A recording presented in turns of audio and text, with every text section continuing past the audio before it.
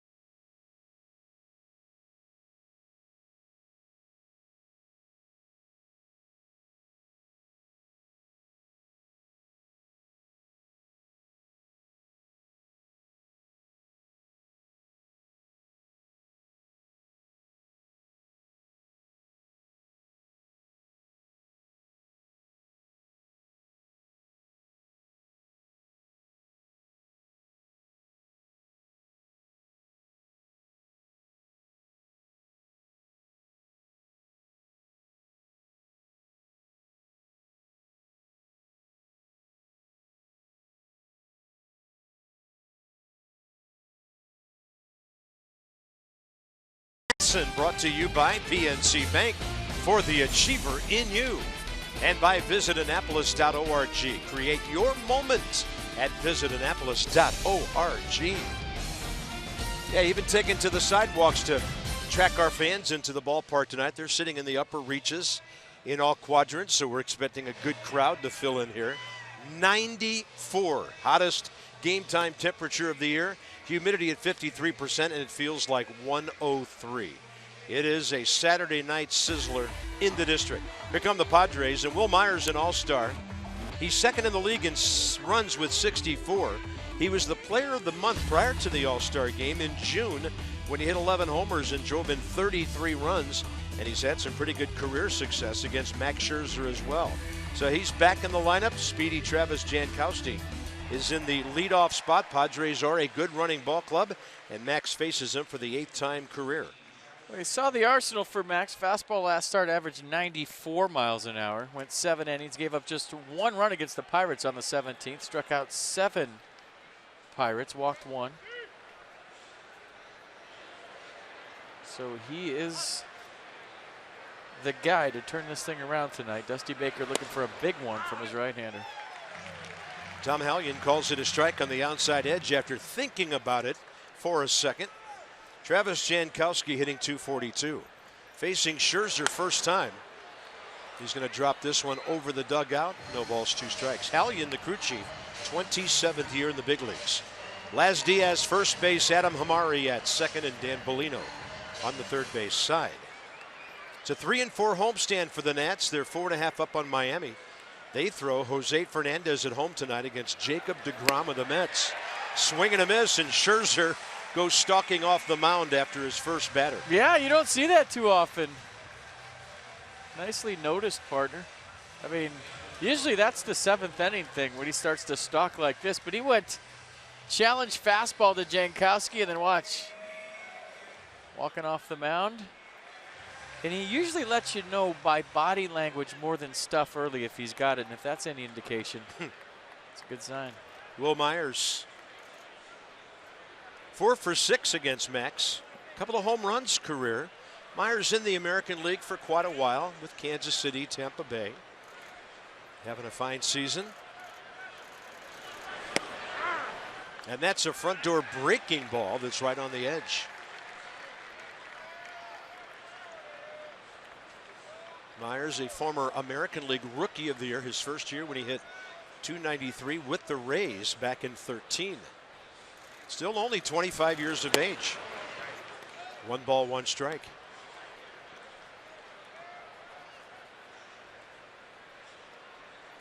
He's got a red hot hitter behind him, so he might see some heaters.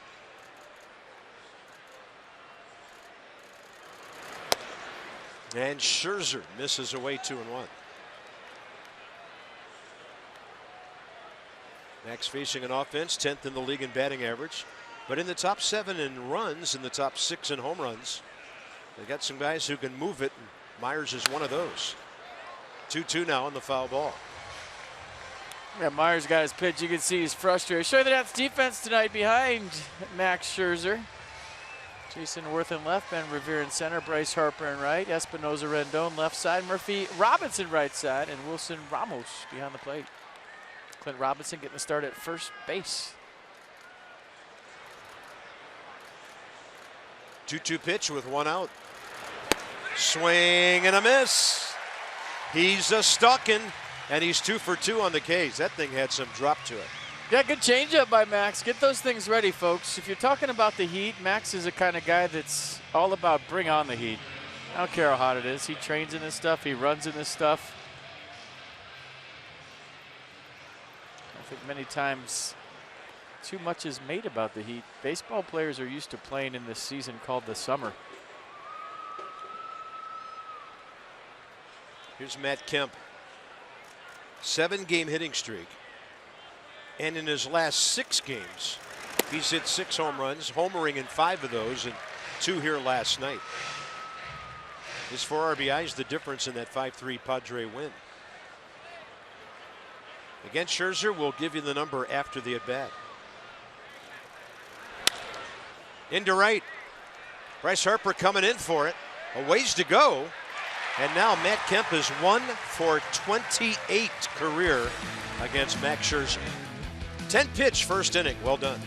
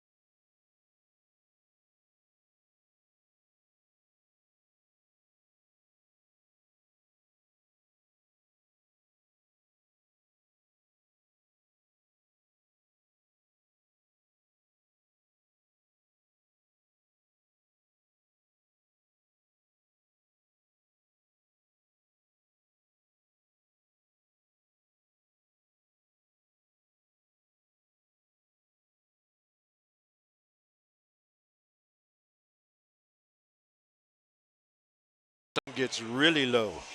So here we go to the bottom of the first. The Nats 8th in the league in batting. 4th in runs, tied with St. Louis, 1st in homers.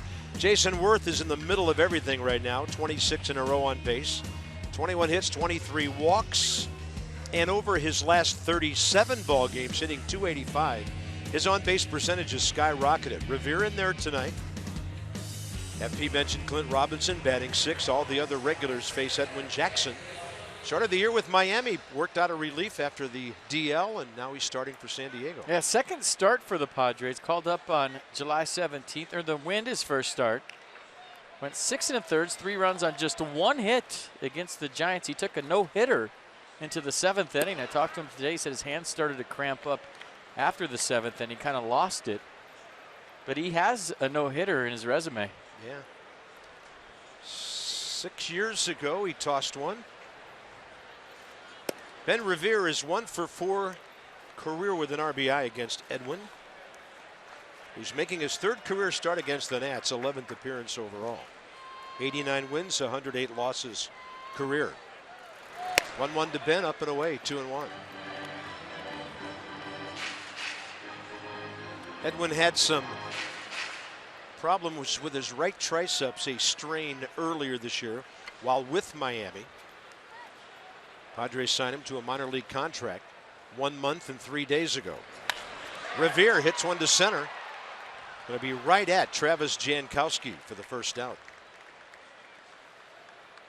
The rest of the Padres D behind Edwin Jackson tonight. Upton Jr., Jankowski, Kemp, your outfield, Ramirez Solarte left side, Schimpf, Myers right side, and Bethancourt behind the plate.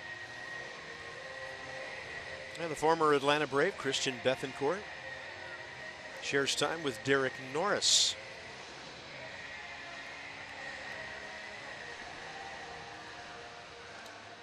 Padres now over the last 44 games have played .500 baseball. 22-22 after they won the game here last night.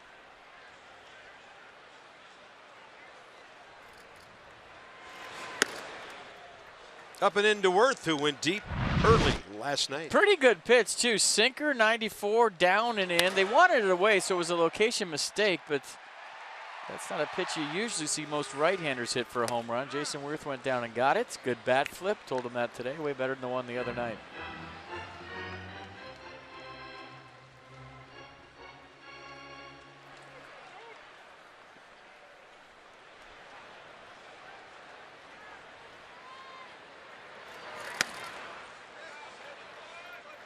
Couple of pitches upstairs, 2-1. Jason 3 for 11 career against Jackson. Last night's starter, Perdomo. I thought he had good stuff. Perdomo, wow.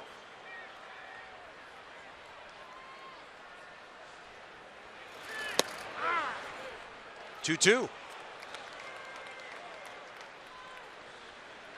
If you remember when Edwin Jackson was a Washington National, he'd let you know early what kind of day it was going to be for him. If he came out of the gates quick, you knew he was going to have a good one. If he didn't, the opposite. And Worth stays with it to foul it away. Edwin was here in 2012, 31 starts, 21 decisions with 10 wins. He racked up nearly 190 innings. He's with his 11th big league team, and he's been a winning pitcher for 9 of them at various times. Ties a major league record set by Mike Morgan and David Wells. Somebody was asking me today, what's wrong with him? Why does he bounce around so much? I said, absolutely nothing. We enjoyed him here as a National. He is a good teammate, and all the guys loved him. You know, you see that automatically, you think there's something wrong with him. Why so many teams? Never heard a bad word said about Edwin Jackson, ever. Yeah, made a playoff start for the Nats. Actually appeared in relief for the Nats in 12. And a 2-2 to Jason Worth with 1 out. That's right in there. There's Tom Hallion with that famous twist the upper body, rip the page, strike 3 call. Nissan will track it. A slider for Edwin just kind of stayed there. It looked like Jason thought it was going to break away. You want to hear the call? Sure. I think a number 37 in our dugout remembers 14 of those one night. Yeah. He was doing this thing when Strasburg debuted against the Pirates. Does he have a voice left? A lot of us almost went horse that night. A little bit outside to Daniel Murphy. 9-game hitting streak, 13 hits.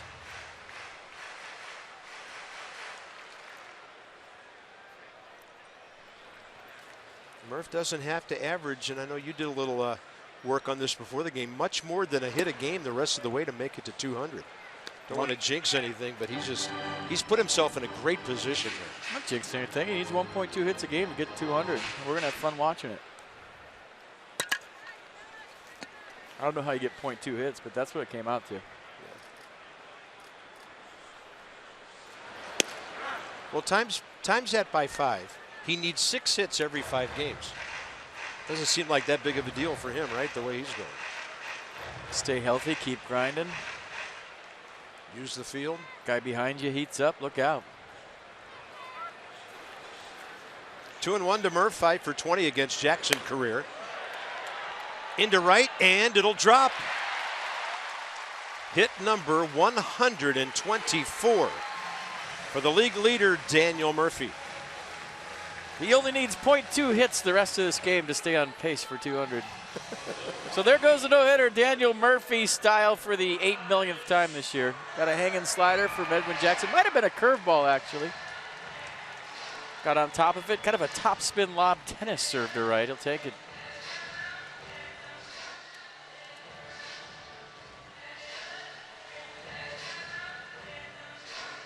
Bryce hasn't faced Jackson much, 3 times with 1 hit.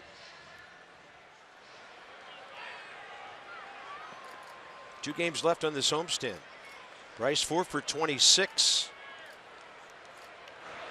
That ball gets away. Murphy will go to second. Myers able to recover to keep him to 1 extra bag. So the Nats get a runner in scoring position for Bryce Harper. Padres tied with Milwaukee now, 2nd most errors in the league. Maybe Edwin just wanted to walk Bryce. So he threw it away. Now he has a base to work with. Tell you what, interesting conversation around the cage today. Daniel Murphy talking to Bryce Harper about staying through the baseball. Bryce had a couple of tough rounds early on. Then Daniel talked to him, and all of a sudden, I saw some high fly balls into places in right center field. I haven't seen him in a while from Bryce and BP. We'll see if it translates. They want to jam him here. And Harper pops it up left side over by the dugout. And playable basket catch. Yanhervis Solarte. So Bryce continues to scuffle. The Nats strand Murphy scoreless 1st inning.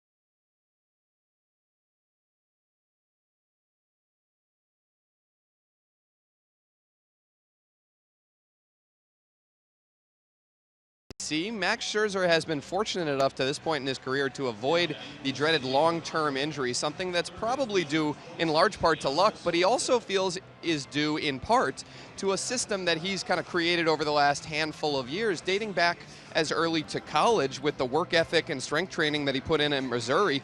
And also Max feels he has a good knowledge of how his mechanics work. He also noted that he's a product of the innings limit system, working up through the minors, 110 innings one year, then 140, 170, 200. It might not work for everyone, but Max says it's worked for him. He also says communication is key with his pitching coach and manager, and he's been lucky enough to this point to avoid that serious injury. Start number 252 tonight. 115 wins, 68 losses. At Dan with a Coons.com sideline report. Over 2 million vehicles sold and counting. Solarte, the hitter, he's hot. 343 for the last month. And the Padres, even with just 10 home runs, have him batting cleanup. This ball club's got some power. 114 homers on the year. Top 6 in the National League. 286 from the left side, 296 overall. Back to the screen, 1-1. Does Masson Dan have his Masson fan down there? Because it's 103 on the field. Is he good? He has tens of thousands of fans, but one of them gets to set up right behind him every night. And they need it down there, cooling off the camera guys as well. Sizzling on the field. Here's a 1-2. Max Scherzer really on the attack. That was a 10-pitch, 8-strike first inning. And now it's Solarte with Melvin Upton Jr. and Ryan Schimpf. Mister. Nat's dugout. Target away by Ramos. And Max missed the spot. That was inside. And Solarte able to ride it into right field. Don't miss Bryce Harper Kids Jersey Day. Is that tomorrow, July 24th? Nats take on the Padres? Yeah, that is. First 10,000 kids 12 and under receive this special giveaway. Visit nationals.com/tickets today. Bryce Harper Kids Jersey Day. Tomorrow. Sweat right through that thing. Yeah, I would, unless you're sitting right behind home plate, maybe white attire tomorrow to reflect what's going to be a sunny, very hot day here. Then when that thing's done, slip on your Bryce jersey and take the Nats to a win. They're going to need to win these last two to have a winning homestand. Upton hitting .259. And that slider ended up way beyond his bat.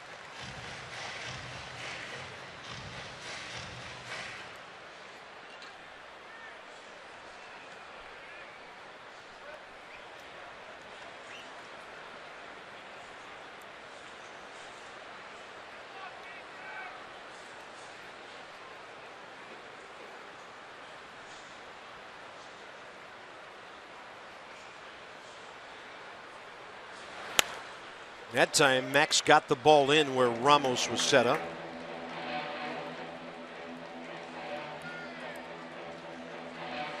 Upton was banged up last year, had a right foot problem, missed the first 2 months plus of the season. Then he hit .259, which was 51 points higher than the previous year in Atlanta. He just had a couple of really rough years with the Braves. Playing with his brother down there, and it just really didn't work out. And a 1-2 with nobody out. Swing and a miss on the slider at 87, and Max 4 outs, 3 on strikeouts. Are they using electrical tape out there to hang up the Ks? They're going to need another roll. I think Upton might have been looking for something else, kind of an emergency hack when he realized it was a strike. So good slider by Max, like you said, strikeout number 3. Where are those Ks at? I'm trying to find. Are they in right field? Where are we at right there?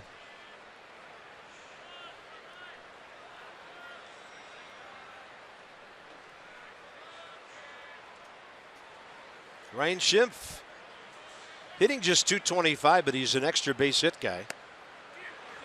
Up and away for ball one. First 29 games, 18 hits, 14 of those for extra bases.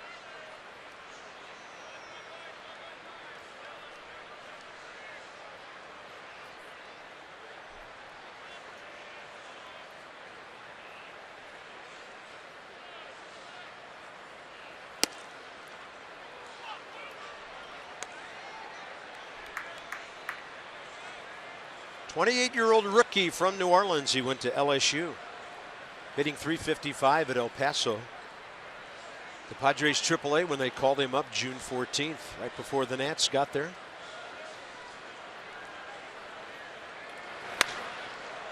Hit that ball well. It is high and deep. Watch this baby. It's at the facing of the third deck. Bryce Harper just turned and watched it, and the Padres lead 2-0 as an early game homer victimizes a Nats starter again this week. 8th home run in July.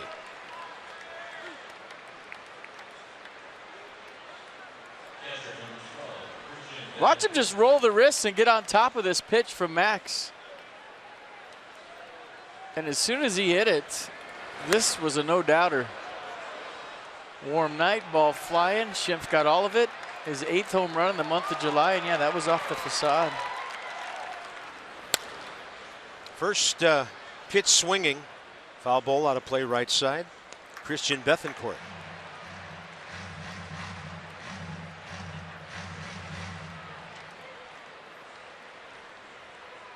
As far as he hit that ball, it's probably still about 20 to 30 feet shorter than Bryce's the other night. His coming down as it hit up there, but wow, what a blast.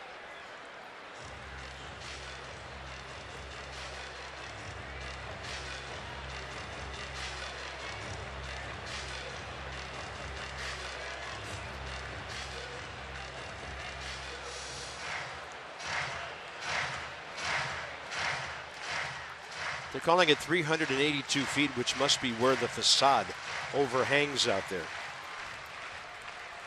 That's probably about a 425 or 30-foot home run, if allowed to land. This one out to short center, Danny Espinosa, 2 outs.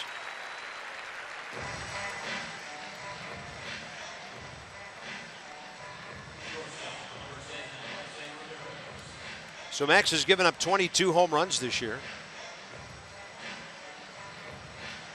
Number 8 hitter is Alexei Ramirez.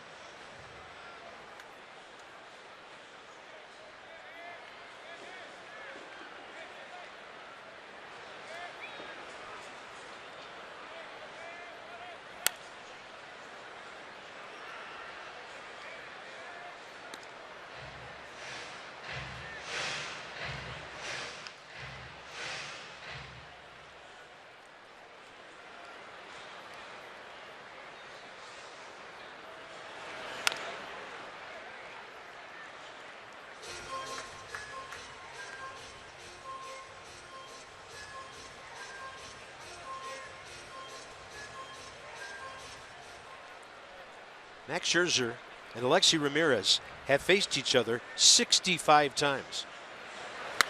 Breaking ball popped up. Right field line. Long way to go for Clint Robinson. And he makes a very fine running catch. That ball was fair. And Clint takes at least a single, maybe more away from Ramirez. Here's our Honda do-up for the bottom of the second. Wilson Ramos hitting .348 against right-handed pitching this year.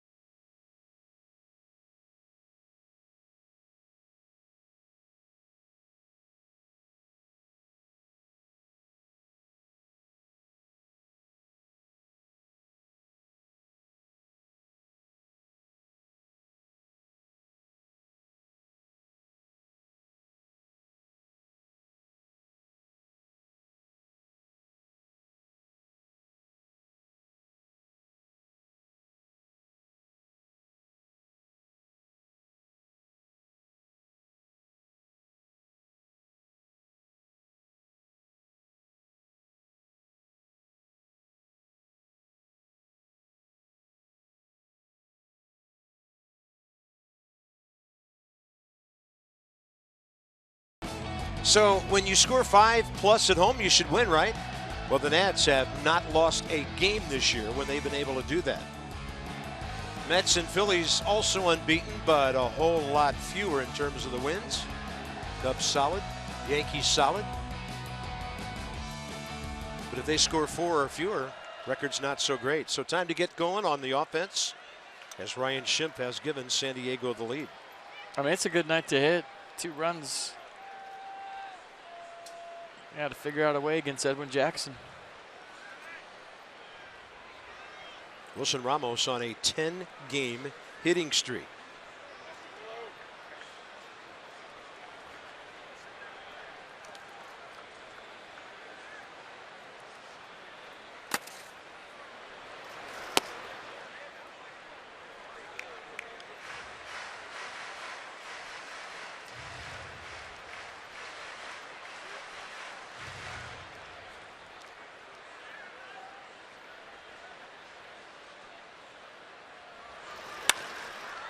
That's well hit out to the shortstop, Alexi Ramirez. When you have insight, you know how to handle your finances. Brought to you by PNC Bank, with all that confidence for the achiever in you. So Ryan Zimmerman hit a home run today for Potomac, scoring 3 runs, driving in 5. So it looks like the bat is going just fine. 5 out of 12. He's ready. Call him up. That's not really him. Just a big picture of him. That's how he looks to single-A pitchers, though. Clint Robinson takes a slider in there. Clint's last 12 starts, 3 homers, 9 batted in. Starting his 24th game of the year, big shift on here. Padres really bunched their guys over on that right side. Not much of an alley to sneak something through.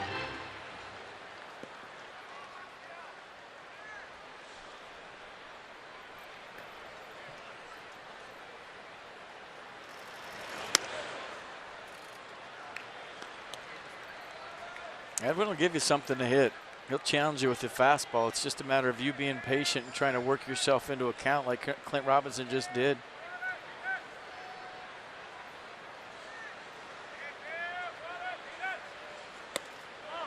Good take by Clint.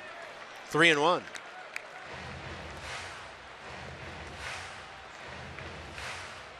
Guy misses with a 2-1 slider. You're all about the fastball right here. 3-1. Get a good pitch. Let it rip.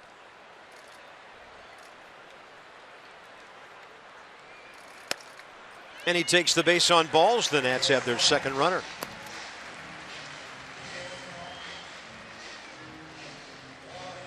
It's a good at-bat.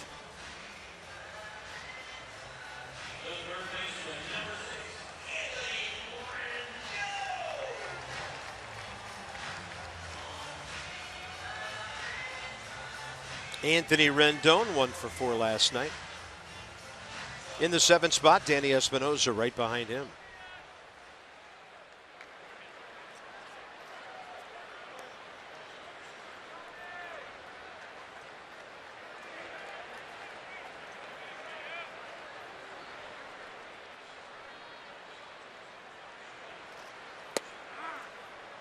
That's a strike call on the inside edge.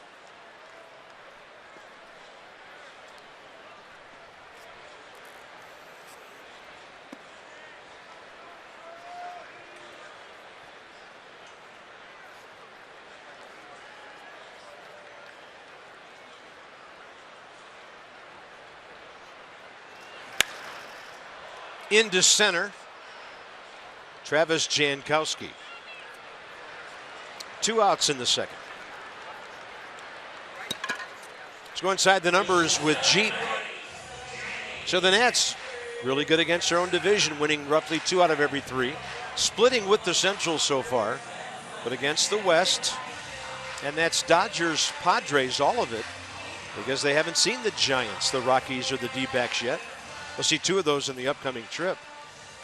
But it's been a struggle against the teams right on the coast. Oh, we got a rainbow. All right. Didn't know it was raining. Didn't even see the rainbow. Oh, there it is. See if that can bring the Nats some luck. Espinosa, first pitch swinging, slow roller, and that is shoveled from Schimpf to Ramirez. 4-6, the Nats are gone. They have a hit and a walk. They've stranded 2 and trail by 2 early.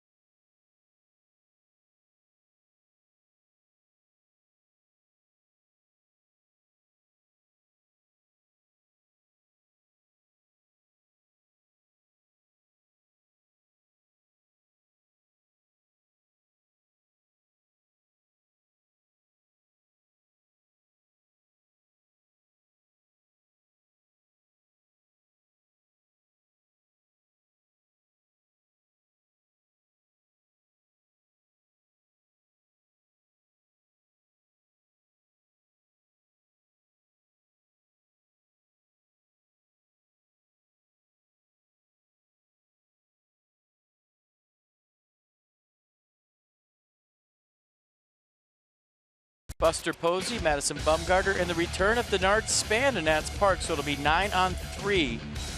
The Nats have a chance. Visit nationals.com/tickets today. So just a pitcher, a catcher, and a center fielder. I got them sweeping that series. Sounds good to me. Some baseball on the road before then. One more here with the Padres. 2 at the Indians Tuesday, Wednesday, and a noon start.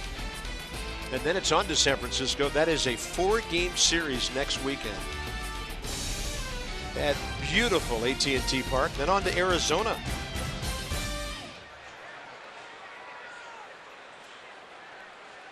Edwin Jackson, who can swing the bat. 2 career homers, 175 average. Starts things off against Max here, top of the 3rd. Scherzer now 29 pitches, 22 strikes.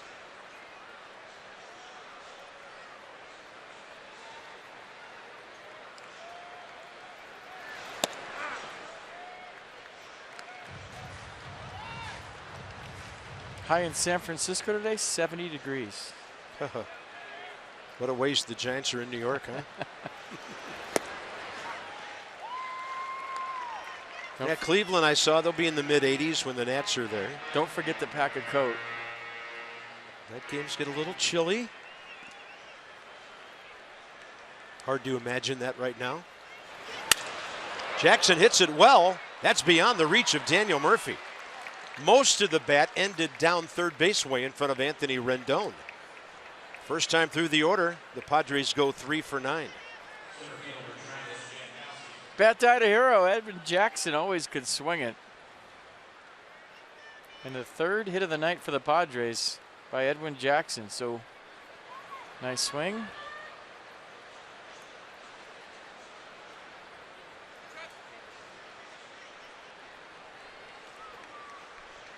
Jankowski struck out swinging to start the ball game.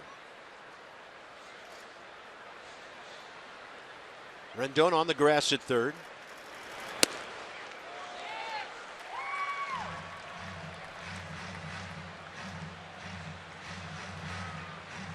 Giants, by the way, are at Yankee Stadium. They're in extra innings now, 1-1. The Giants have not won a game since the All-Star break. And the Dodgers now, who lost in 16 innings last night, are still 4 back. Offering to bunt and taking that ball away was Travis Jankowski. 1 ball, 1 strike.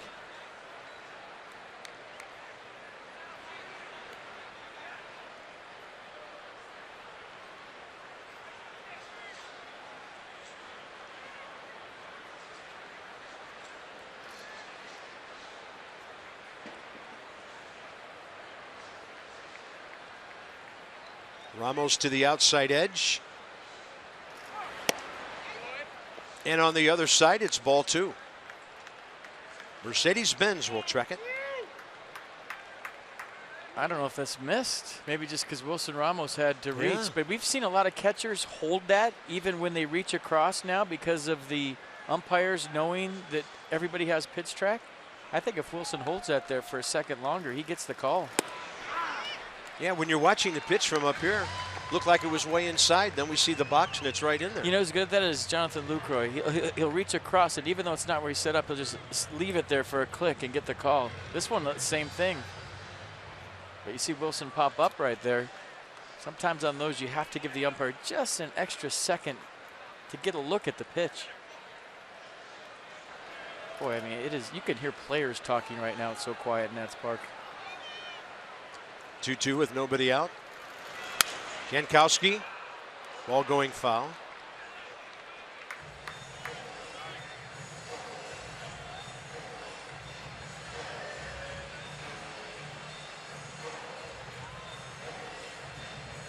Bat did not die a hero.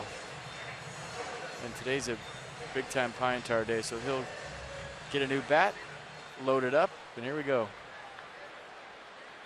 So give us a little explanation of that, the amount of pine tar that might be needed on such a day. Well, when it's humid especially, you know, the pine tar gets a little hot and it doesn't stick as much and it's more greasy, I guess is the word, than on a normal day. Swing and a miss. Scherzer had Jankowski reaching. First out, 3rd inning, his 4th K of the evening. Challenge fastball. What do we got? 95 on this one. Jankowski waylaid. He's trying to go the other way. All right, to get some more electric tape out. That's number 4. High tech. Yeah, and those guys are right on it. They're all swinging strikeouts so far. They'll turn the K around for a taken 3rd. I'm a duct tape guy myself. I feel like I can fix anything with duct tape. Anything. I mean, your car breaks down, I got some duct tape. I got you.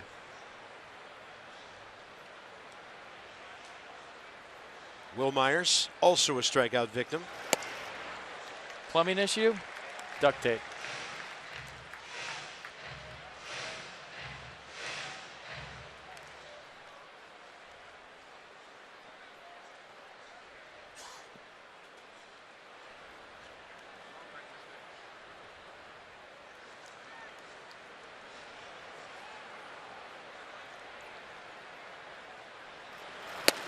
Dale Murphy a little bit taller than Will Myers because I cannot get Dale Murphy out of my mind when I watch this guy play. It is an uncanny resemblance. Maybe even the facial features, the stance, the old school no batting gloves. I used to love Dale Murphy because it's all you used to watch was WTBS, the Superstation, and watch the Braves play because the Braves and Cubs growing up is all you saw.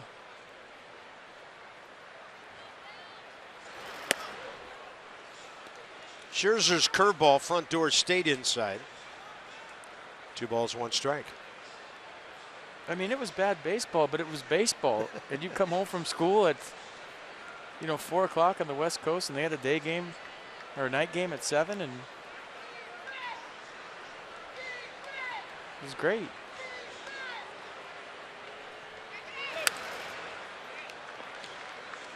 It was before every team had their own regional network, and I mean, how lucky are fans now? They get to watch all 162.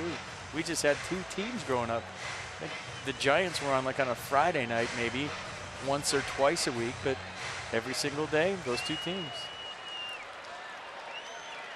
Yeah, and there were really some days through the late 80s into the early 90s when home teams still at that time did not televise many home games. Thought it hurt the gate. 2-2 with 1 out. And Scherzer misses lone away.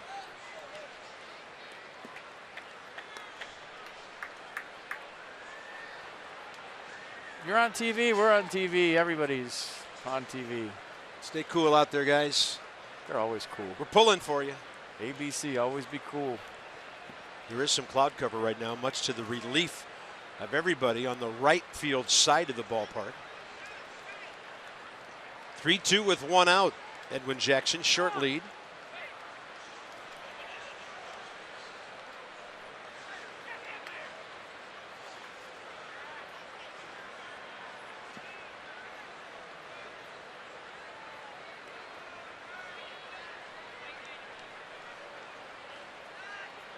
Ramos is going to set up away.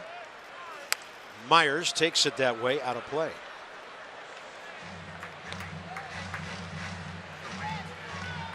I think he threw a changeup to Will Myers to strike him out first time up.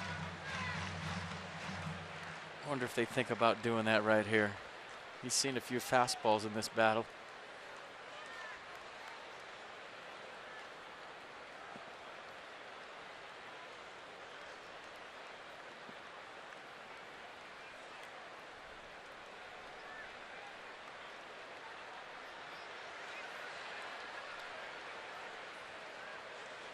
Well, things just kind of dragging along here in the third.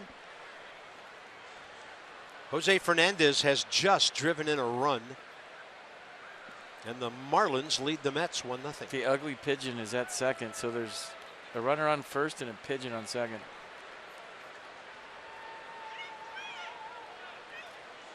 Another payoff pitch with Jackson holding. Whoa. And time given as Scherzer was dangerously far into his delivery.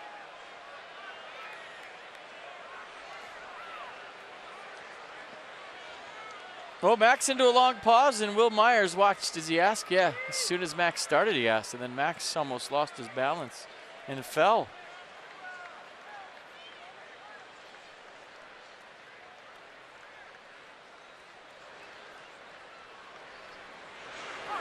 Myers a swing and a miss. Well, it took a while, but worth it.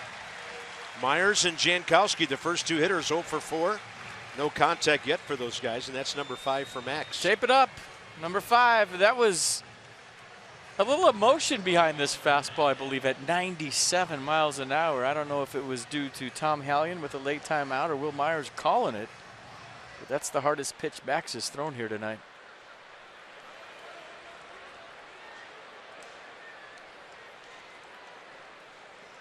Here's Matt Kemp, fly ball to Harper first time up, capping that very quick top of the first that only took Max Scherzer 10 pitches.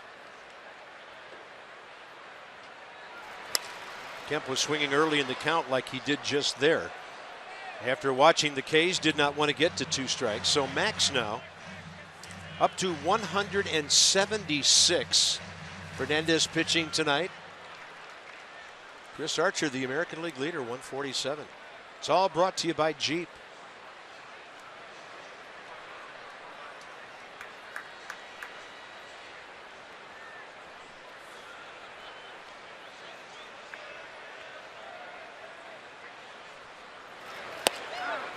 In there to Kemp. Ball cutting away from him, 0-2.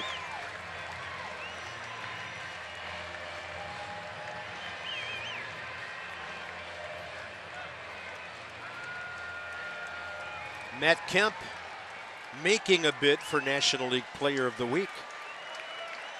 Home runs in 5 of his last 6 games, 6 homers total.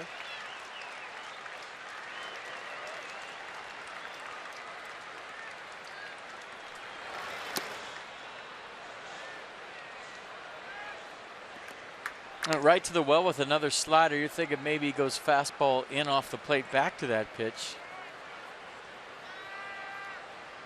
And now as a hitter, you're thinking, is he going to throw 3 in a row?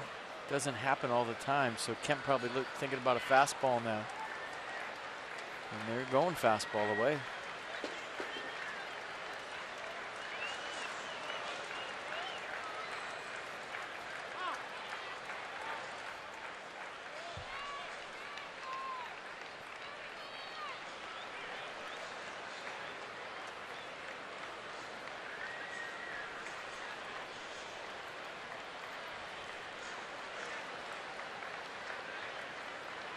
Ramos way out there now.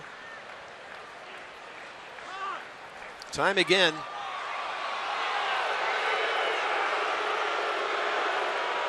Edwin Jackson, of course, is not a running threat. He's had a bunch of short leads this inning, but Max uses the hold a lot.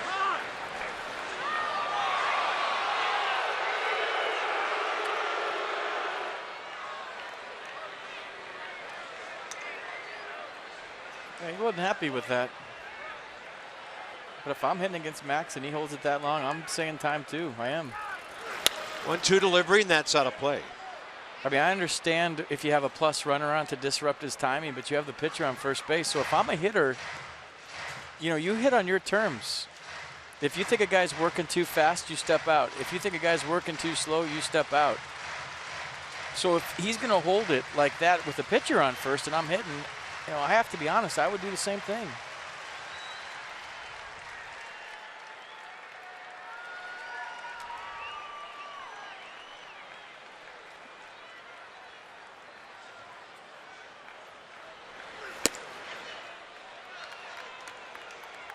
Well, now Max Scherzer has thrown 40 pitches in the last 2 2/3 innings, or rather 1 2/3 innings.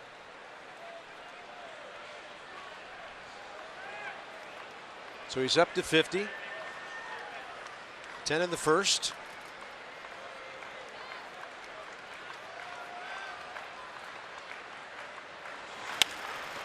Off speed, coming forward to get it. Looked like it was on the fly by Murphy. And that's it for the Dodgers in the top of the third, rather the Padres, top of the third.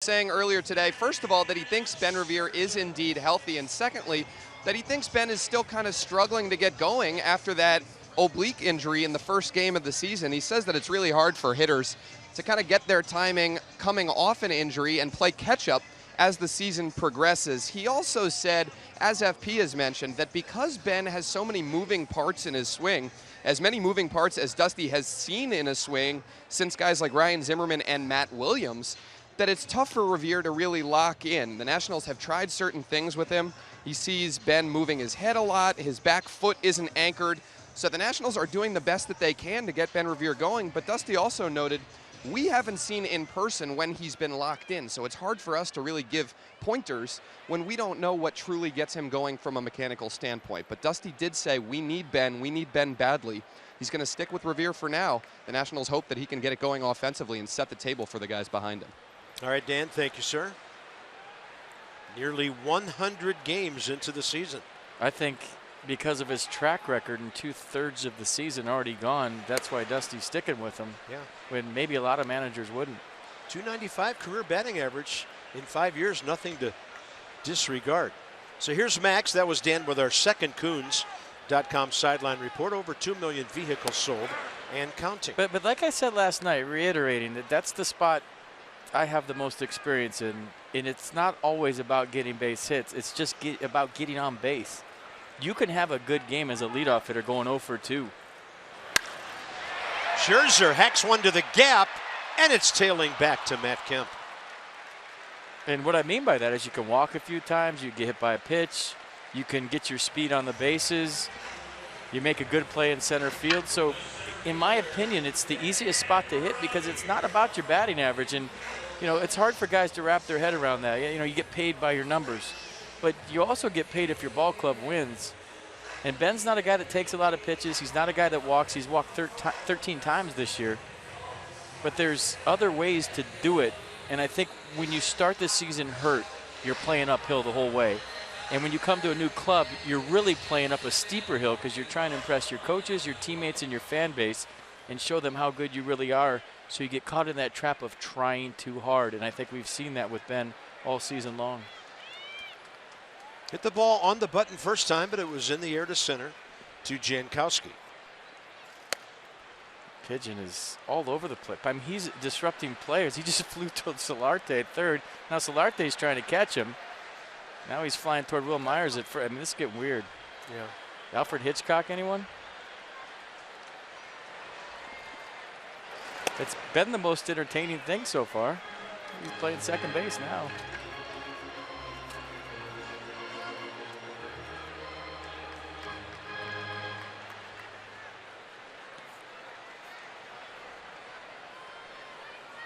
Two to Revere. 1 for 5 career against Edwin Jackson. See, that's a good take right there. Leadoff hitter, 2-0. You're taking a pitch, trying to make him throw strikes. That's good. And when you're trying too hard, you swing at 2-0 because you want a hit. That's a good take by Ben Revere. Yeah, maybe you take 2 more. Yeah. 4-pitch walk. Nats have their third base runner. Revere 10 for 14 stealing. See, now you have a speed on, and it's not by a hit, it's by a walk. A nice patient at bat by Ben Revere. And guess what? The hits will follow the walks. Trust me, when you're seeing pitches and you're getting on and you're getting dirty and you're coming back to the dugout to some high fives, it all kind of snowballs from just getting on base.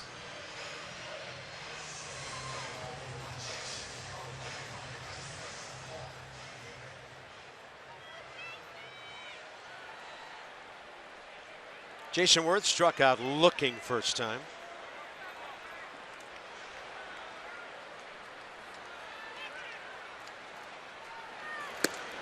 A lot of ground ball room right side. Upton pretty shallow in left for the way Jason Worth has been driving the ball lately.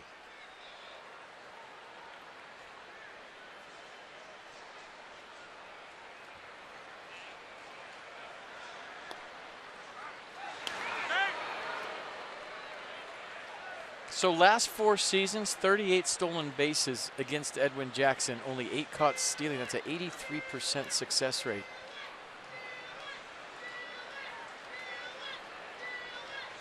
Just off the top of my head.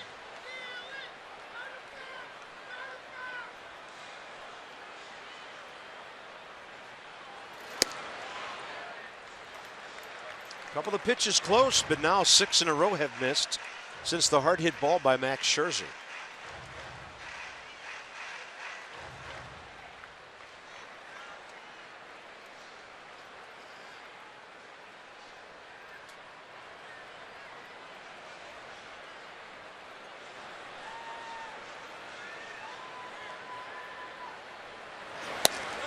Now he's missed with 7. That was close.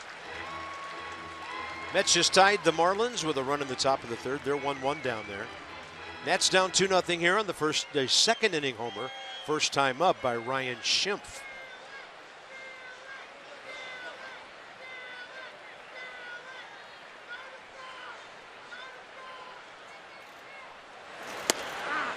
Strike call, 3-1.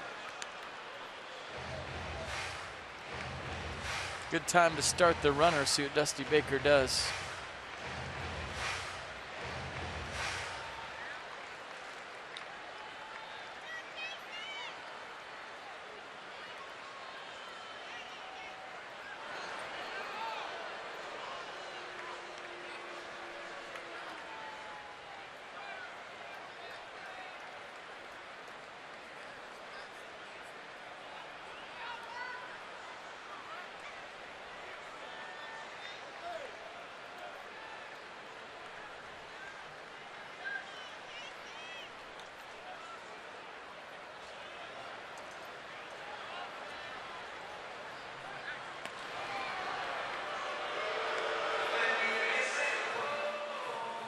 I think he was so close at picking Ben off a few times that he knows he's going, or he thinks he's going. But he's trying to get an out at first. Those are all on Edwin Jackson. He's doing that on his own. 3-1 to Worth. He will line one into left center. Playing way off the line, Upton over there. That's not going to keep Revere from getting to third. And the Nats have a line moving now. Murphy coming up, first and third, one out.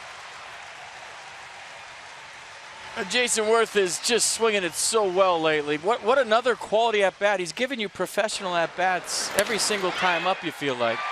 So he gets into a 3-1 count, gets something to handle. Ben Revere with a nice read right there, a little stumble coming around second base, but easily into third. So runners at the corners, one out. Nats in business.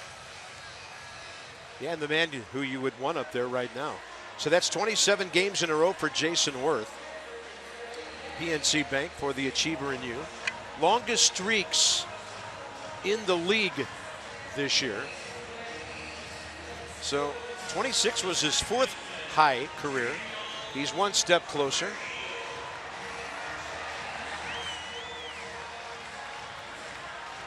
Right now, first order of business, getting Ben Revere home from third base. Slicing into the San Diego lead. 84, Murphy. The all-time record, Ted Williams. 84. 84. I mean, that's more than half. And they were playing 154 back then, so that's way more than half the season by the old standards. Murphy has driven in 70 runs this year, third in the league. On the edge, outside, 0-1. Murphy with runners in scoring position this year, 353, seventh in the league.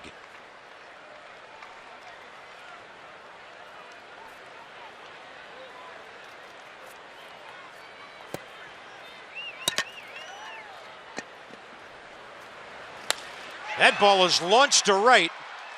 Kind of took off there on Matt Kemp.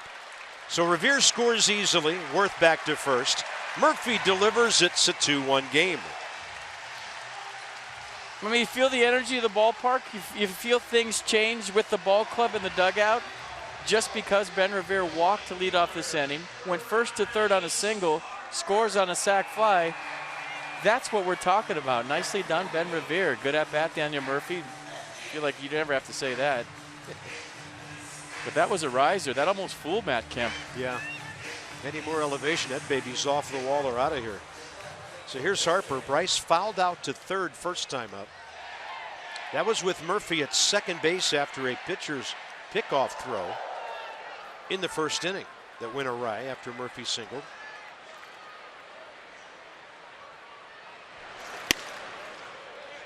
And Jackson trying to bust him in, ball one. Mets have picked up another run in the third. They lead Miami 2-1. Pigeon was good for a run the other day, too. Still out there. Still out there. Best seats in the house.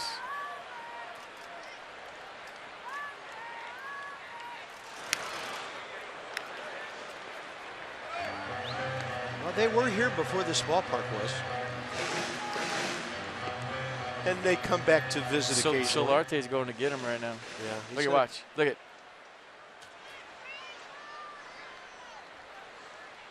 What's up, bro? It's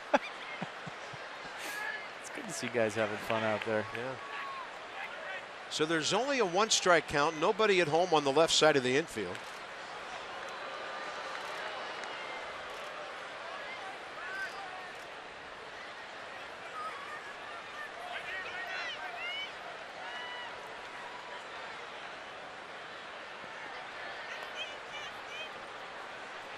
So 1-1 counts. Bryce prolific this year, over 400. Target is in. It's an off-speed pitch. It just floats way up and away. 2-1.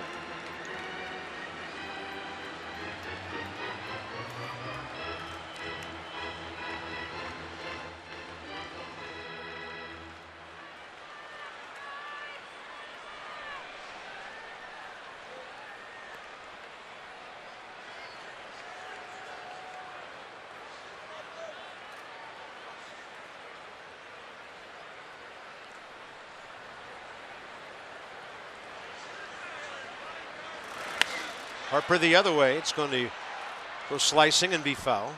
Did you see what happened in Chicago today before the White Sox game? Chris Sale was sent home due to a clubhouse incident. He was scheduled to start tonight, and everybody on the internet thinking there's a trade, and they bumped him from his start, but as things progressed, there was some sort of incident in the clubhouse, and he left.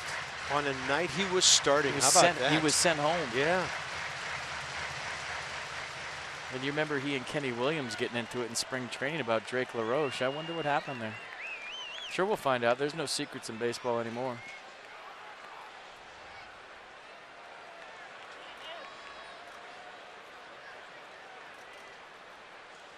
Two to Bryce Harper.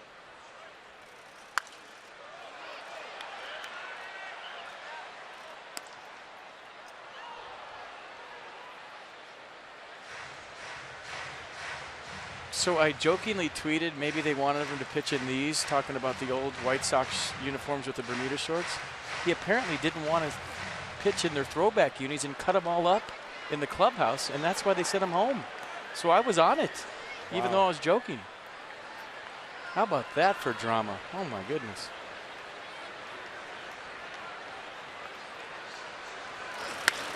Harper gets jammed. That is Solarte, the third baseman over there. The Nats are gone. They had to work long and hard. Walk, single, Murph sack fly, 2-1 game.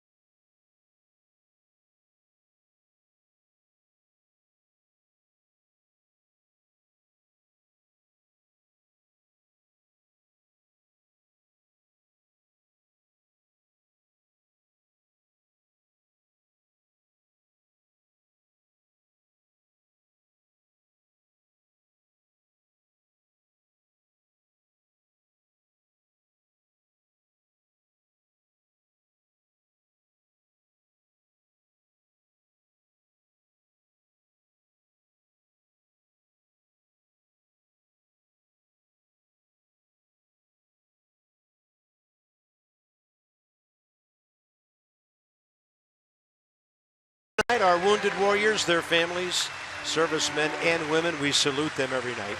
And this troop recognition is brought to you by DynCorp International, proudly serving our nation for 70 years. It is just a hot, not breezy Saturday evening here in the district. We're going to the top of the fourth now, middle innings upon us. Solarte, Upton, and Schimpf for the Padres, top of the fourth.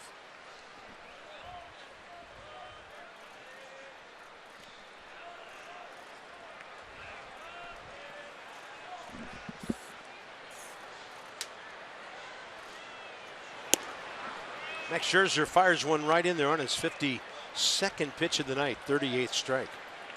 Remember, first time up, Ramos was set up away. Max pulled it to the inside edge, and Solarte singled to right. 1 out later, Ryan Schimpf went yard to get the Pods up by 2.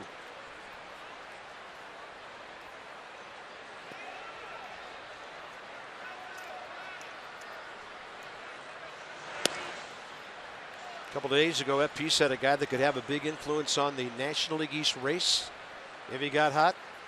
Giancarlo Stanton just hit his 21st of the year in Miami. Marlins 3, Mets 2. Yeah, 440. Strike call.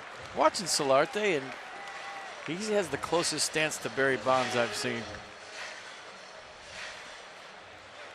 I'm not comparing him to him, just his stance.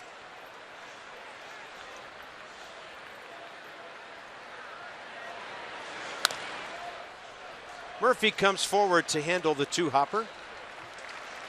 1 out, 4th inning. Max looking to shut down the Padres right after his teammates scored a run. Follow Nationals Baseball live with the MLB.com at Bat app. Stay up to the moment, any moment with game day, live game video highlights, and StatCast. Download MLB.com at Bat, the #1 app for live baseball, on your phone or tablet. Melvin Upton Jr. swinging strikeout, first time up.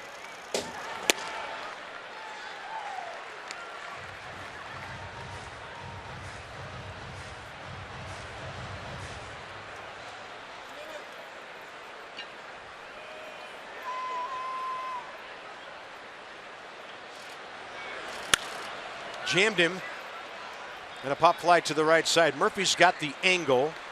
He takes it for the 2nd out. All right, just a reminder, as you enjoy a cold one tonight, look forward to Miller Time later in the ballgame. That's brought to you by Miller Lite. Got Boomer out there, got Thunderstorm over there to the right. Yeah, there's some activity to the east of us. Maybe out Annapolis way.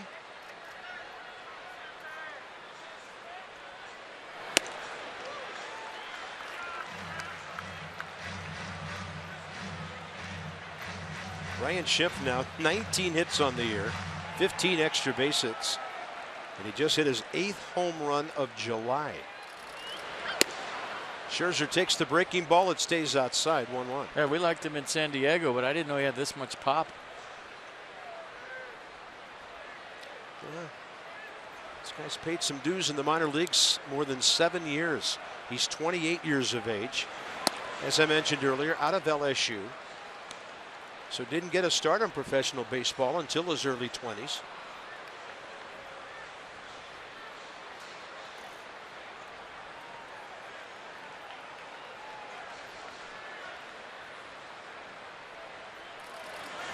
And a 2-1 that he launches again. This one way foul. That had some hang time. Hang time on the home run and that foul ball. Way over 10 or 12 seconds. And the ball bounced up into the mezzanine, caught by a fan bare hand.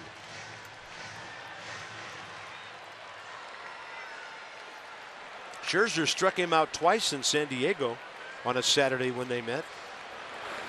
He's got him that time. Max Scherzer could bounce back now. A 1-2-3. He's retired. 6 in a row and 8 of the last 9. Yeah, keep cool, girls. The 4th inning of Nationals baseball. Brought to you by the RAV4 Hybrid. All-wheel drive and unexpected performance. Visit buyatoyota.com right now.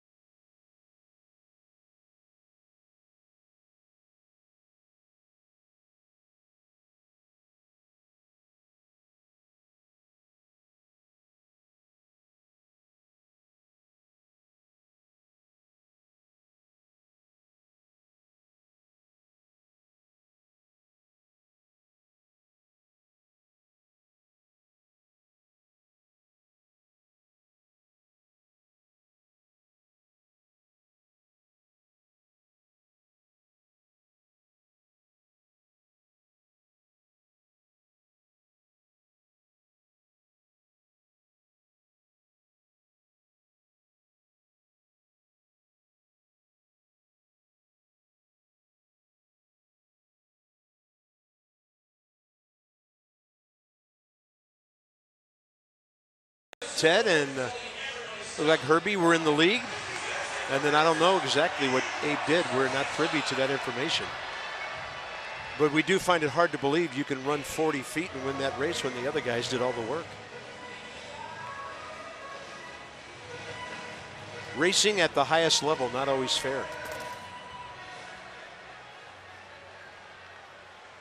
Thoughts? I mean, what was it, National? I don't know. They stumped me on that National one. Comma Day? You take a pause or what? Looking at all the pretty clouds. Ramos, Robinson, Rendon. The 3 R's here in the bottom of the 4th. Yeah, I didn't know what they were doing there. Ramos got jammed enough. Ball not very deep. Upton is there. Edwin Jackson, 47 pitches, 26 strikes. Max Scherzer is on his game. And if he can keep shutting down the Padres, the Nats trying to mount some offense here to take control of the ball game. They're going to shift now for Clint Robinson. If you send one of the best pitchers in baseball home because he cut up a jersey that he didn't want to pitch in, that was a throwback, can you keep him around? I mean, there's a lot of damage done right there. And there's been talk about Sale being on the blocks as the trade deadline approaches.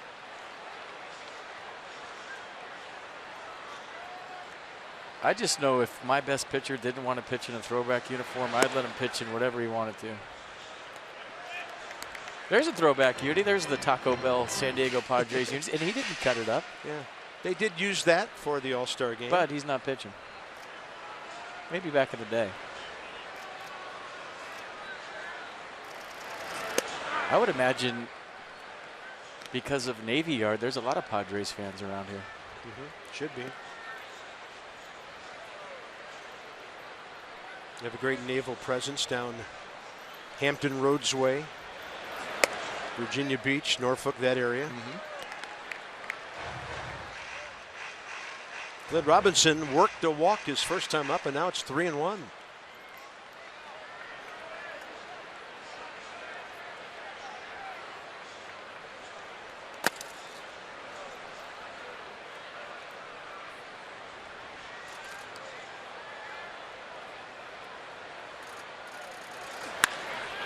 And Robinson gets under one, in on his trademark a bit. Matt Kemp under that. 2 outs here in the 4th. Potomac Nationals continuing their 7-game homestand tonight at the Fitz. And how about saving some money on Monday? It's Dollar Monday. Tickets are available. Join the party at the Fitz at 703-590-2311 or visit PotomacNationals.com. And if you went today, you got to see Ryan Zimmerman hit a home run. It's about how much each player makes a game.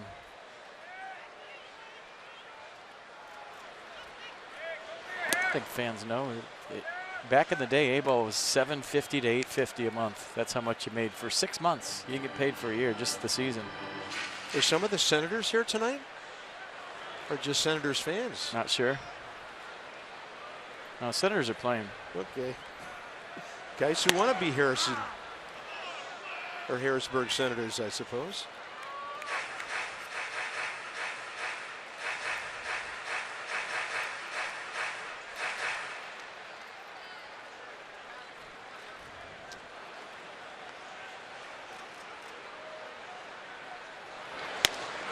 My 4th year in AAA, I was making $13,000 a year. 4th year. In AAA, the highest minor league level. One step from the major leagues. Where the meal money for a season is probably about that. In the big leagues? That ball cracked into left. And probably about 8,000. But add some spring training onto that. Now, I had a friend tell me the other day, a nephew signed a professional contract, got sent a rookie ball. And just a couple days ago, he got his first check as a professional ball player. I think it was $1,100. Yeah, you're just playing for the love of the game and the chance to be Anthony Rendon. Get to the big leagues and get base hits. Look at this short, compact swing. Line drive to left. 2-out single. Let's see if Danny Espinosa can get hot again. It's been a while since he's hit a tater. Danny is 3 for 28 on this homestand.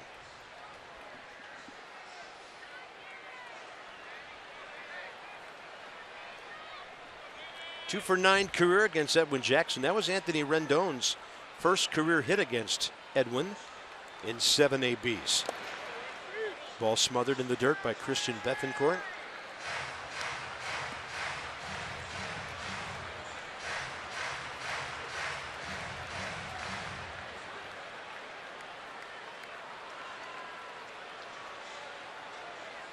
Telling you, the reason you're hot, you're cold, and there's cycles throughout the season is because all of a sudden when Espinosa starts hitting home runs, guess what?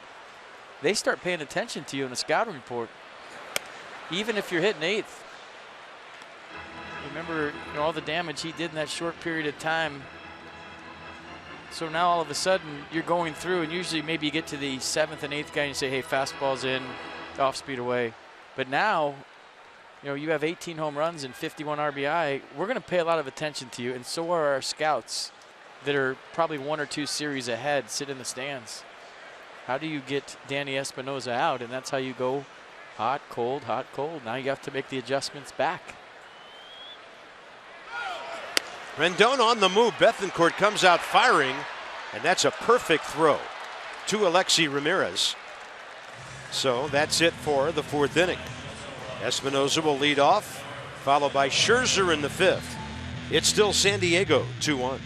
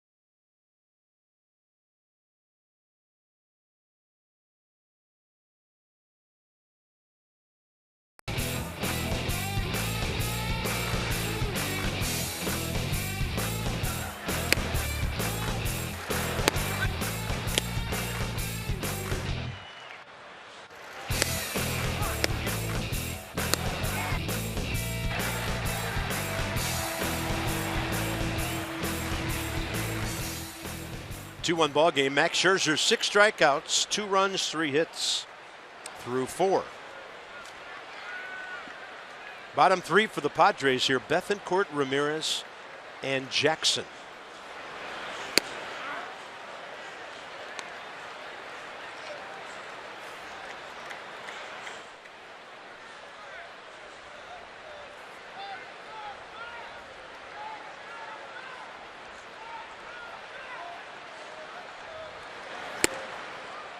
Tell you what, last time out, Max gave up 1 run in 7 innings of work, and he's settled for the no decision.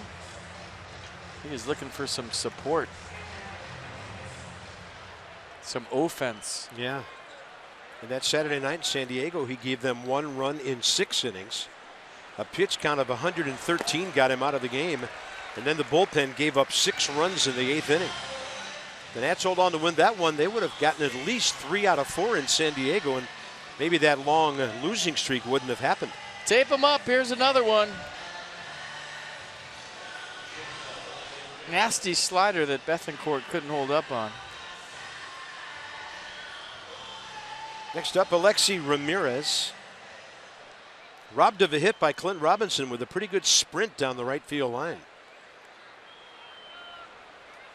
Popped one up down there that was right on line to drop in. Ball one.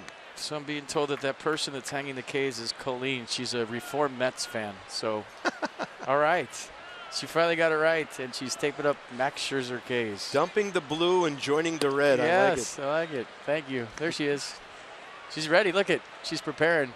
She's got the electric tape all set. It's great. We need more of that in Nats Park. That's fantastic. I love it. 2-0 pitch. Tricky little hop. Ball spinning on Daniel Murphy.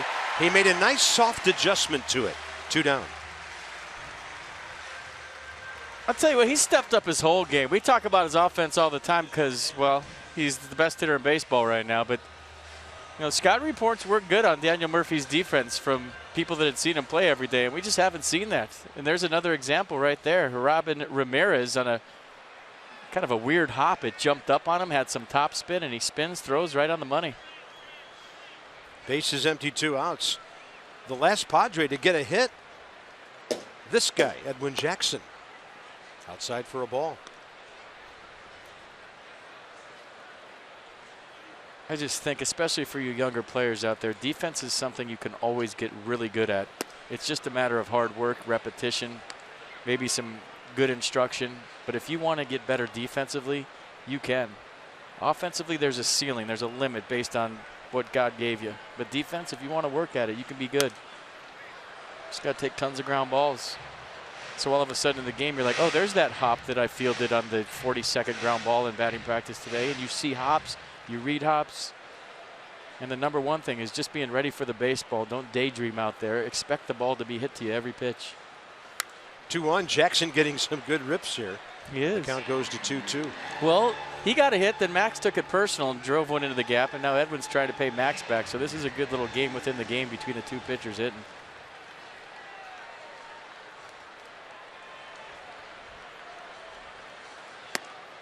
Tried to throw him that front door slider, but it kind of backed up and stayed up and in.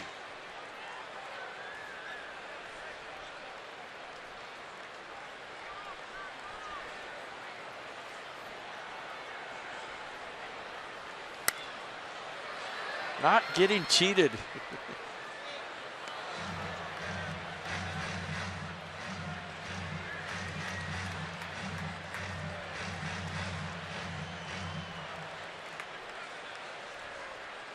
From the southwest to the northeast, all these pitches. That's a fair ball. Long throw for Anthony Rendon. Way off the bag. And Clint Robinson did make the tag. He really had to stretch to get Jackson flying by. 9 straight for Scherzer, 11 of the last 12. Well done, Clint Robinson.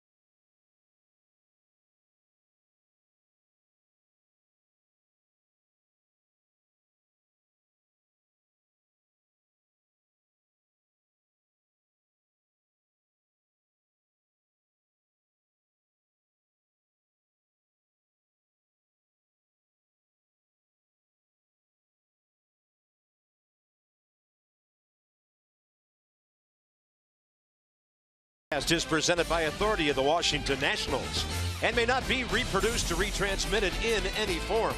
And the accounts and descriptions of this game may not be disseminated without the expressed written consent of the Washington Nationals.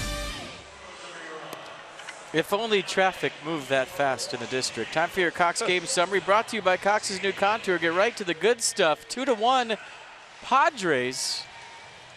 Ryan Schimpf with a 2-run home run. Doing the damage, his 8th of this month.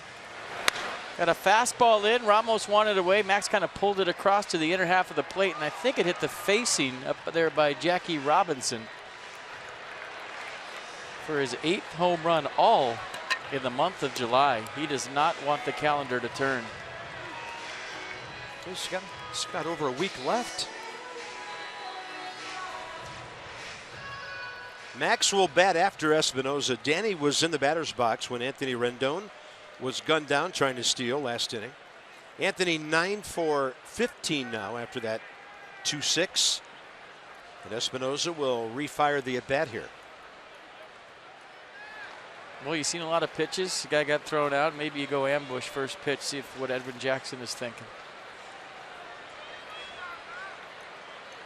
Yeah, they're going off speed here.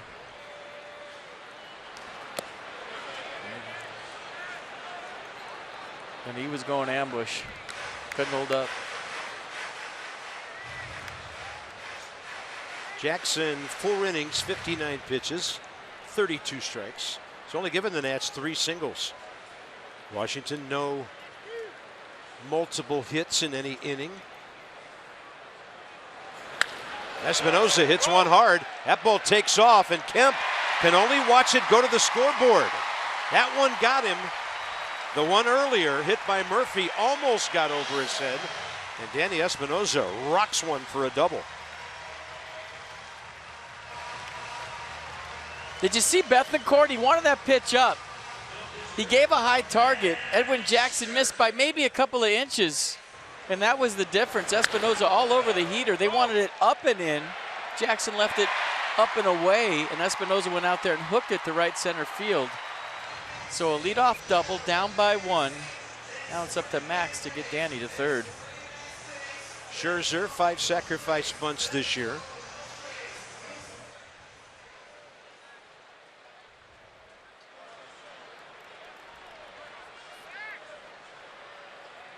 Padres doing a lot of looking into the dugout there. Solarte did first. Then Edwin Jackson did. Then Edwin got off the mound, went back to the rosin bag, and got joined by 3 of his teammates. Mark McGuire, the bench coach for Andy Green. Just settling on a bunt defense. Edwin, you got the first baseline. Maybe Will Myers charges. It looks like, by the way they're set up, Edwin has the third baseline. We'll see.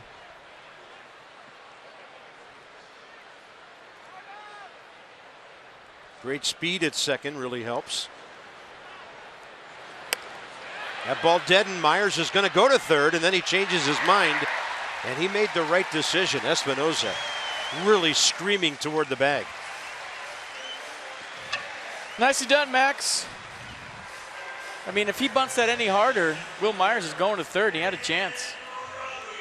The fact that Max Scherzer deadens this baseball allows Danny Espinoza that extra step to get to third base. You saw the coverage. They went out and talked about it. Myers looked to third and made the right decision, like you said. Now Ben Revere chance for his 20th RBI. Infield in. If there's ever an at-bat where Dusty might want the ball in the air, at least far enough, this is it. Well, when the infield's in, there's a lot of holes on the ground, too.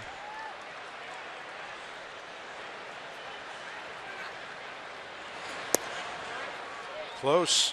Umpire flinched. Did you see Tom Hallion? He went, Ball 1. Started to call it.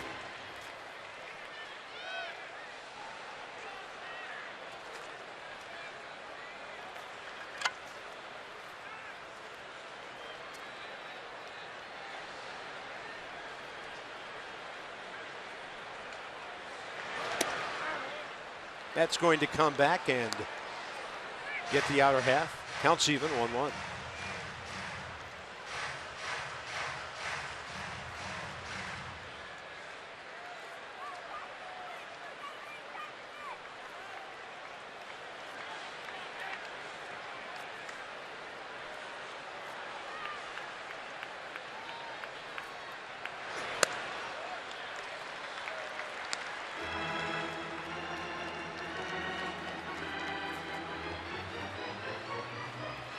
Best arms in left field.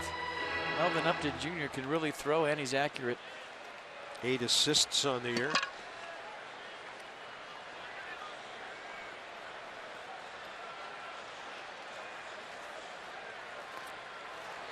And Revere will take it outside, 3-1.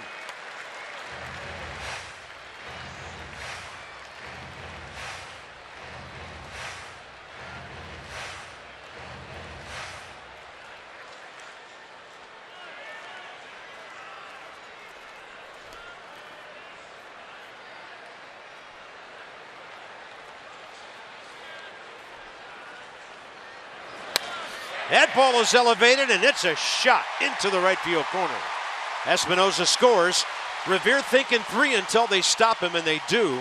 And Ben Revere, who has already scored a run, drives one in to tie the game.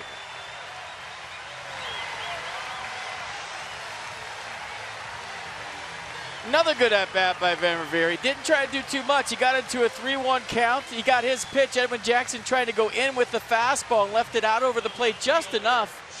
And we've seen Ben Revere this year. He likes the fastball down. He gets into a count. And it was just a matter of, is this a double or is this a triple? And Matt Kemp did a nice job of holding the speedy Revere to 2. So a good night working for the Nats leadoff hitter. He walked and scored his second time up and now drives in the second run with a double. Lead run in scoring position. Worth is next. Jason hit a rocket to left center for a base hit last time. I got to worry about Ben Revere stealing third if you're Edwin Jackson.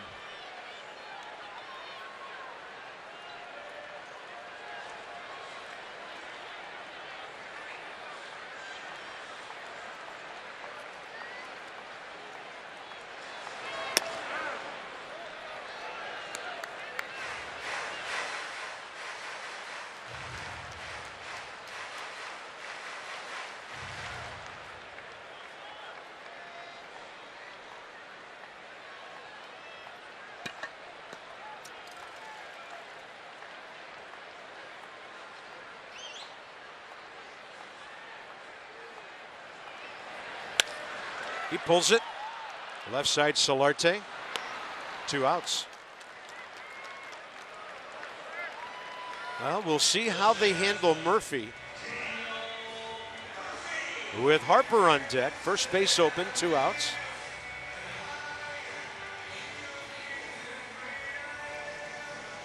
I mean, it'd be news if they walked Daniel Murphy to get to Bryce Harper.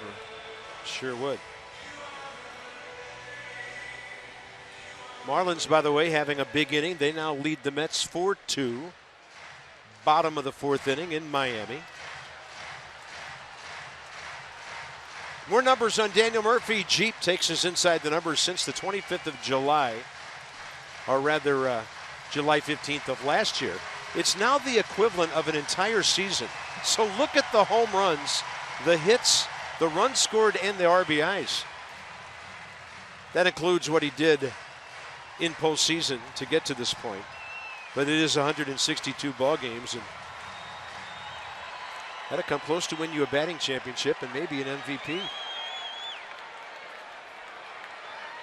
Long way to go. He wants to keep on rolling.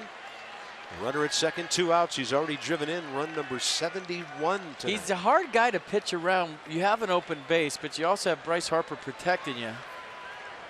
And the reason he's hard to pitch around is he sits on one pitch in one spot, and very rarely does he deviate.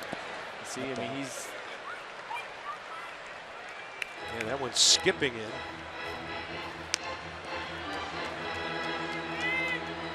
Batting average at .350.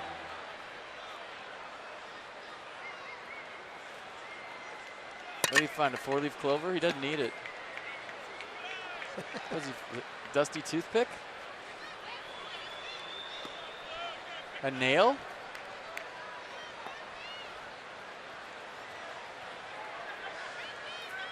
I'll stop guessing. I don't know what the heck he found. A hit?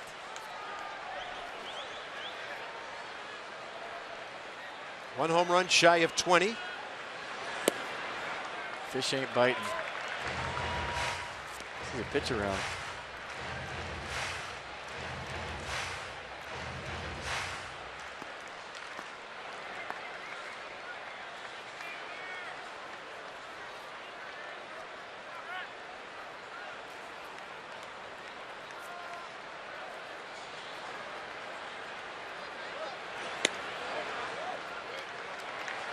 I mean, if Edwin Jackson throws Daniel Murphy 4 straight balls, and this is an unintentional intentional, Bryce Harper has to take this extremely personal.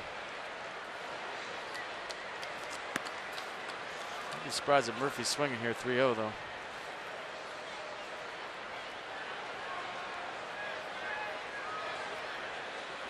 I mean, that target was off the plate and the ball ended up even further out. That was an intentional walk without Bethancourt getting up and doing the whole thing.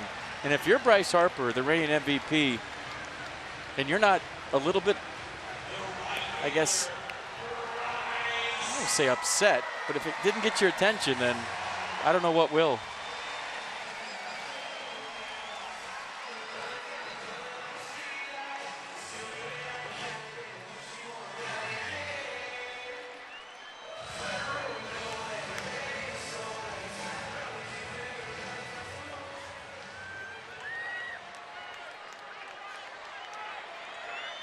Foul out to third, and a bouncing ball to the third baseman who was on the right side on a shift.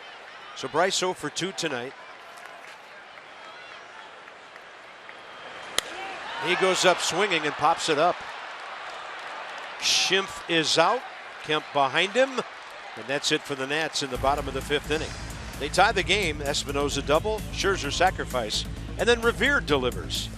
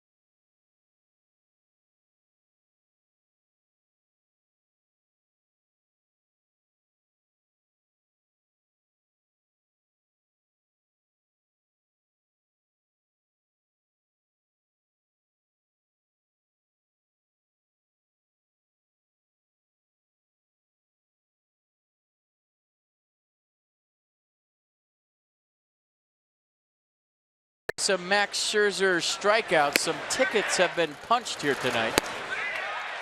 Fastball's been jumping, slider's been effective. I think the heater has been Max's best friend tonight. He has been featuring 95 to 97. And he's put Colleen to work down there on the first baseline. She's ready for some more, and she now knows that we're talking about her. Fame is such a fleeting thing. It happens so quickly. Top of the 6th inning, Travis Jankowski. And Will Myers, the first 2 batters, 4 of the 7 strikeouts so far.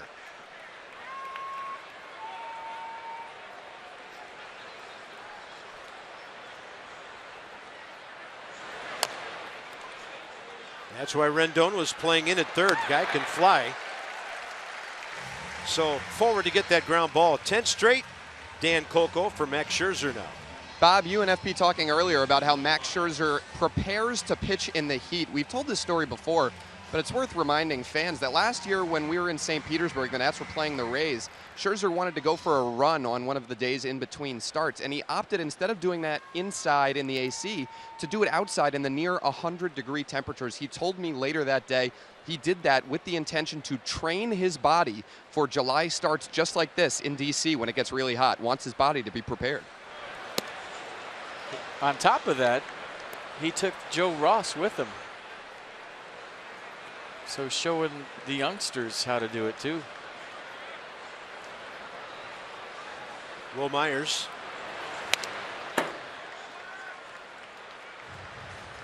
Counts even 1-1. Padres have 3 hits. Solarte pulled one to right field, leading off the second. One out later, the Schimpf mammoth home run. Their only other hit, Edwin Jackson leading off the third.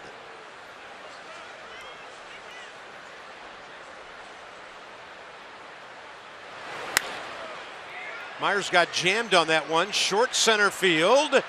Revere all the way in to get it. And Ben Revere's having himself a nice ball game tonight. And shout out for Max Scherzer. That looked like it was falling, and Ben had a lot of stuff going on. He had to check out where his infielder Daniel Murphy was. He had to check out where Bryce Harper was. Watch him take his eye off the ball just to make sure where everybody's at. And then once he saw that little seam between Harper and Murphy, he started screaming, "I got it, I got it, I got it." Everybody peeled off, and Max was happy. Nice play. Tell you what, did you hear everybody yell "in" as soon as that was hit? You could hear it. Maybe we could replay it with the audio. That's infielders helping outfielders. That maybe they can notice it before the outfielder, and they'll yell that. Can we hear it? Do you hear that? Everybody screaming "in" at the same time. That's just an alert saying, hey, we know this is a blooper in case you haven't figured it out yet. It helps. Well, Kemp back. Went up swinging. It's going to roll all the way to the scoreboard. Matt Kemp just kind of cruising into second base with 2 outs. Third hit of the series, 2 homers, and now that double.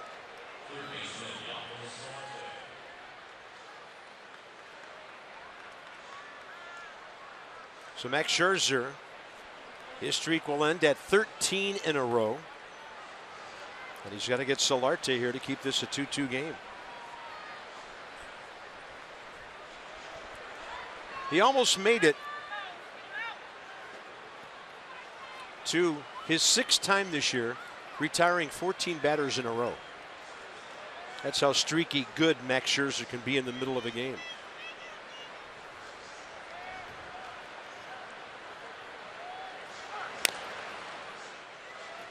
You might want, well, he's probably be careful right here with Solarte with a right-hander and Upton Jr. on deck. Tie ball game, top of the 6th, base open, 2 outs. Solarte, a .296 hitter coming into this one.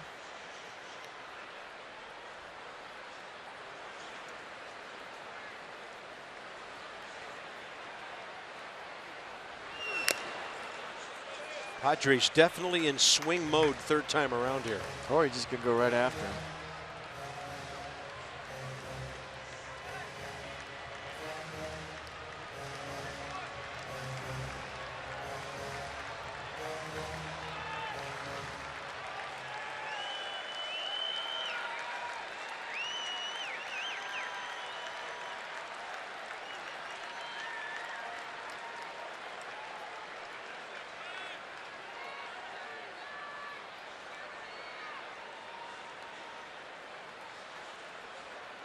No sign right here. Big pitch coming. Want to get on the same page. We'll see if they use a sign. Sometimes with the runner on second, just call out the catcher and say, I'm going to throw this. Don't put a sign down. Set up late.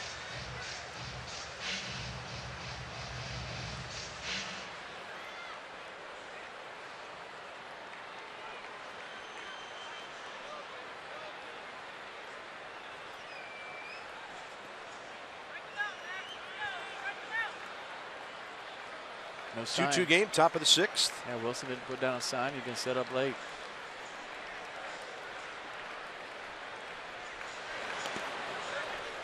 So he buried the breaking ball.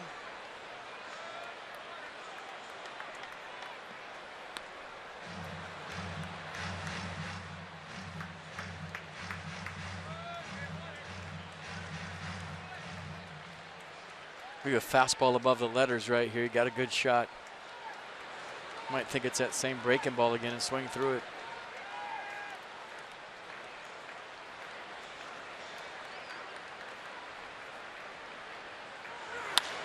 Got him on a pop-up. Denny Espinosa, short center. Things happening quickly for Max Scherzer. Under a dozen pitches, 4 hitters. He's in control of this one.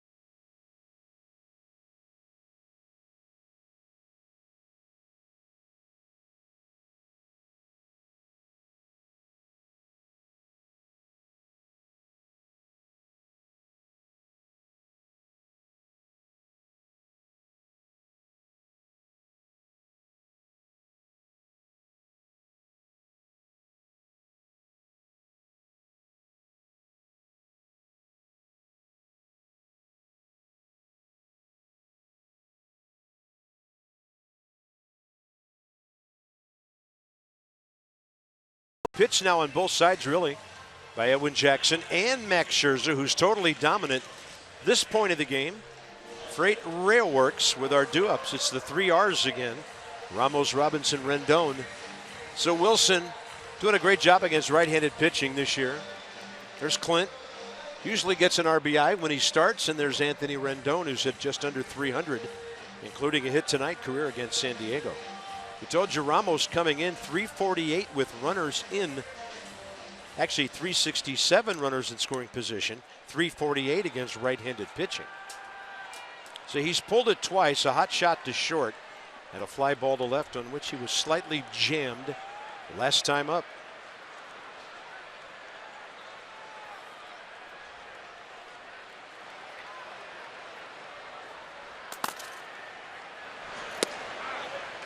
Edwin drops in a good breaking ball, his 75th pitch.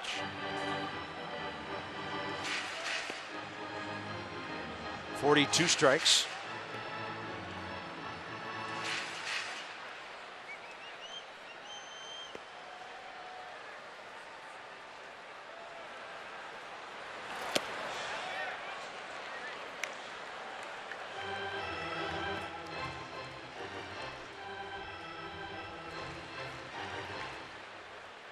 A lot of talk about the Marlins adding a starting pitcher to the rotation, but they had Edwin Jackson early in the season.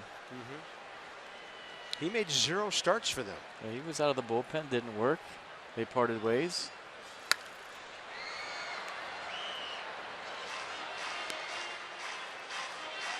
They're having some back and forth with the Mets tonight. They lead 5-2, but now the Mets have the bases loaded in the top of the 5th.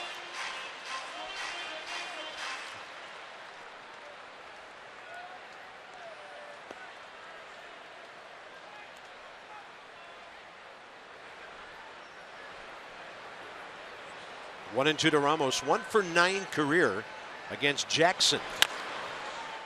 And that tapper to the left side, cut off by Solarte.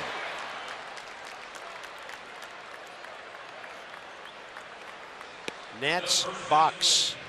The runs, one of them in the 3rd. 1 out walk Revere, base hit Worth, sac fly Murphy, RBI number 71. 2 innings later, Danny Espinosa's double led off the inning. Max Scherzer, a perfect sacrifice.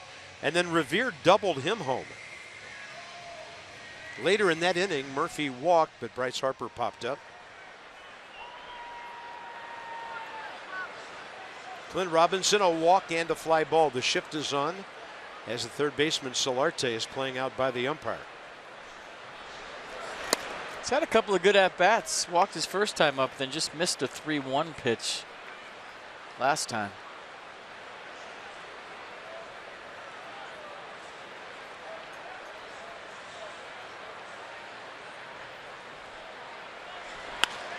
Goes the other way. If it's fair, it's a hit.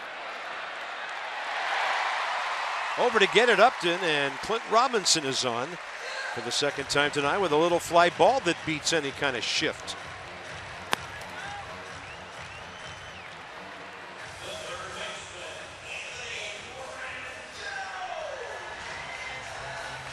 Trying to focus on the replays. I saw Laz Diaz, the first base umpire, with a turtleneck on here tonight. That rattled me a little bit. Clint Robinson with a bloop single to left. Take it.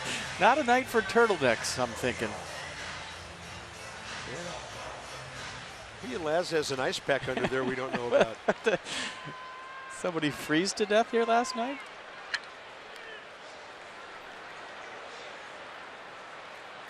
He'll have the plate tomorrow. Good luck, Laz. Oh, man. Wow. Rendon 1 for 2. Edwin Jackson bolting one in there, 93.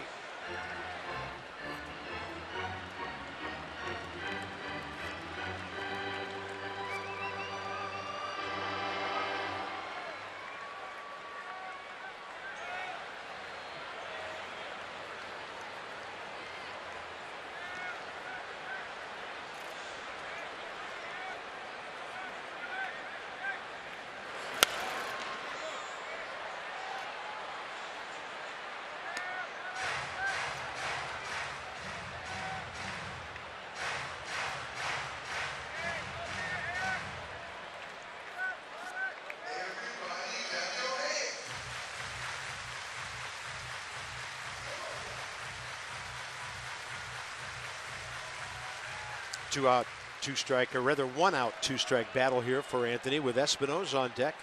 Maybe Danny feeling a little better after he really cracked that single to right, or rather the double over the head of the right fielder. Matt Kemp, less time up. That ball's well hit. Kemp going back, and he's going to play a little deeper this time and grab it on the track. Anthony Rendon, a great opposite field piece of contact. Well, 2 outs. Scorched. Good route by Matt Kemp. I thought that was heading for the wall in the gap. And it was 3-2 Nats, but Matt Kemp with a great jump, maybe playing a little bit deeper after Espinosa's. And look at the swing by Anthony Rendon and the route by Matt Kemp. I don't have StatCast, but route efficiency on that, 98%. Well, here's the classic National League number 8 man situation. First base is not open, but there is a base open, or 2. Bethencourt talking that over with Edwin Jackson. Well, there's bullpen action. You could pinch hit for Max here if they walk Danny, so this is interesting strategy. Scherzer at 87 pitches through 6. It's a good way to get Max out of the game if you're Andy Green. Possibly. Nobody on deck, and you have to have an on-deck hitter. It's a rule. Yeah, Max is a couple of steps up, but not out of the dugout. Because if I'm managing that other team, I want to know who's on deck. That's why it's a rule.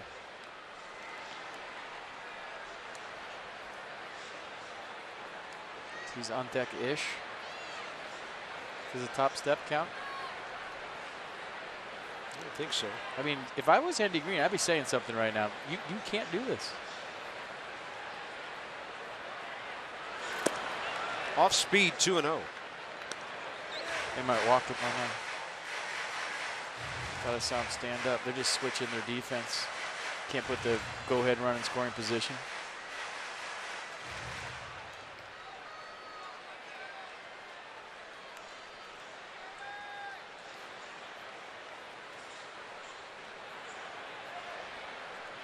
Here he comes, getting closer.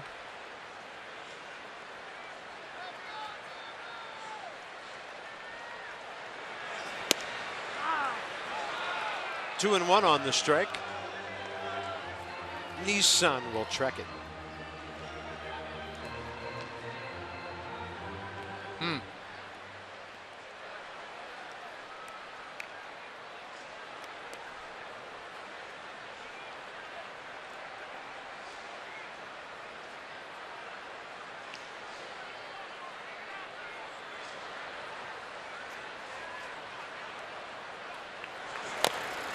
That ball hits the plate and goes straight up. Then it takes a hop and out on a close play at first. A lot going on with Bethancourt there. That ball had some serious spin. And the Nats are done in the 6th. They've stranded base runner number 6.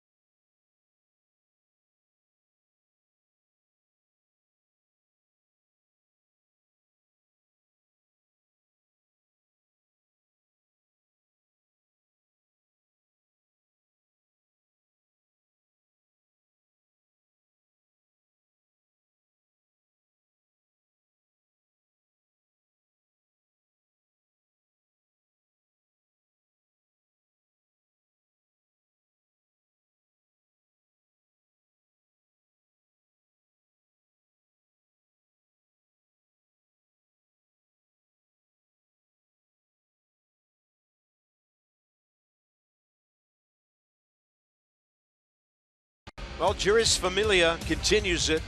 He only has 34 to go to tie Eric Gagne someday, right? 50 consecutive saves, 4th longest in the history of the game. Chris Ailes, FP chronicled for you earlier, a dispute with the White Sox evidently on throwback uniforms to be worn before the game. He was starting and he was sent home. The Giants won their game at New York in 12 innings a little while ago, their first win since the All-Star break. So they broke the losing streak. So Dodgers are ahead at St. Louis, so the spread in that division's 4 games. Pardon me, Carp. For those of you that don't know, the pitcher on his day picks the jersey top. So I could see your point of view if you say, hey, this guy's making this much, he should wear whatever they say. But if you've ever worn those throwback jerseys, they can affect your performance. When you wear those big baggy things and you're used to having your tailored uniform the way you want them, possibly could have handled that better based on the reports that we're hearing. But, you know, that's your day. You pick the tops you wear on that day. And if you're uncomfortable in a top, I understand his thinking, but the way he reacted probably wasn't the best. Max Scherzer, first pitch strikes to 16 of 23 hitters tonight. Upton a swing and a miss. Although most of us were just happy to wear a big league uniform. Max now at 90 here in the 7th. He's trying to go 7 for the 13th time. And that includes his 3 times going 8 innings and his 20 strikeout complete game.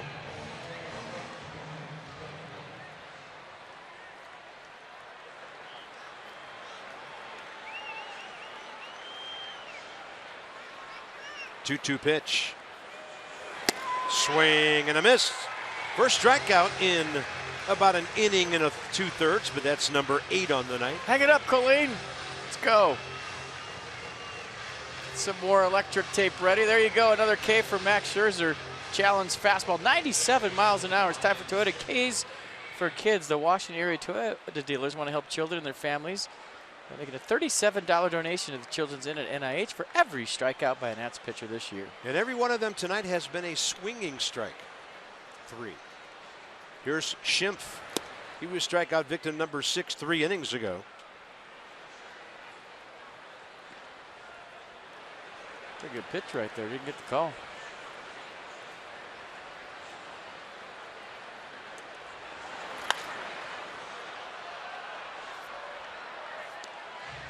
Scherzer now has retired 15 of the last 17 San Diego hitters.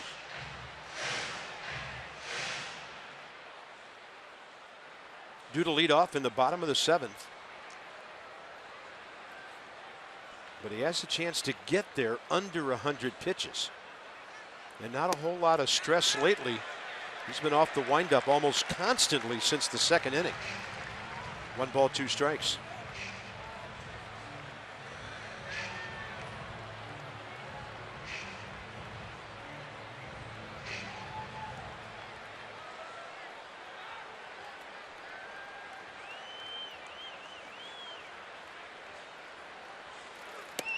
Swing and a miss. Number 9.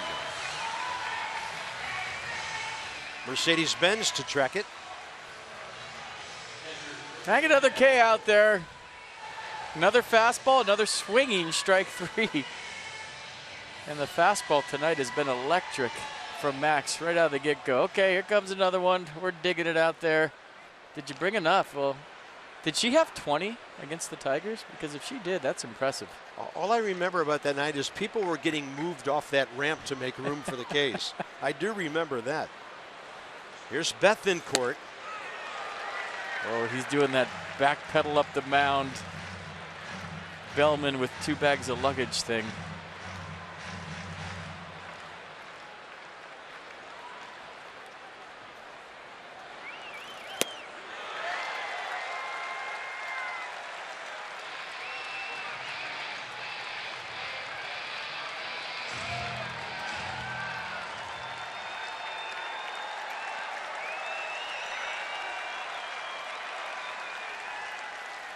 Max Scherzer 8 times this year, 10 strikeouts or more, 44th time in his career. He's at 99 pitches due to lead off the bottom of the 7th. Get this guy a win. He's pitching his tail off out there. Max Scherzer getting it done.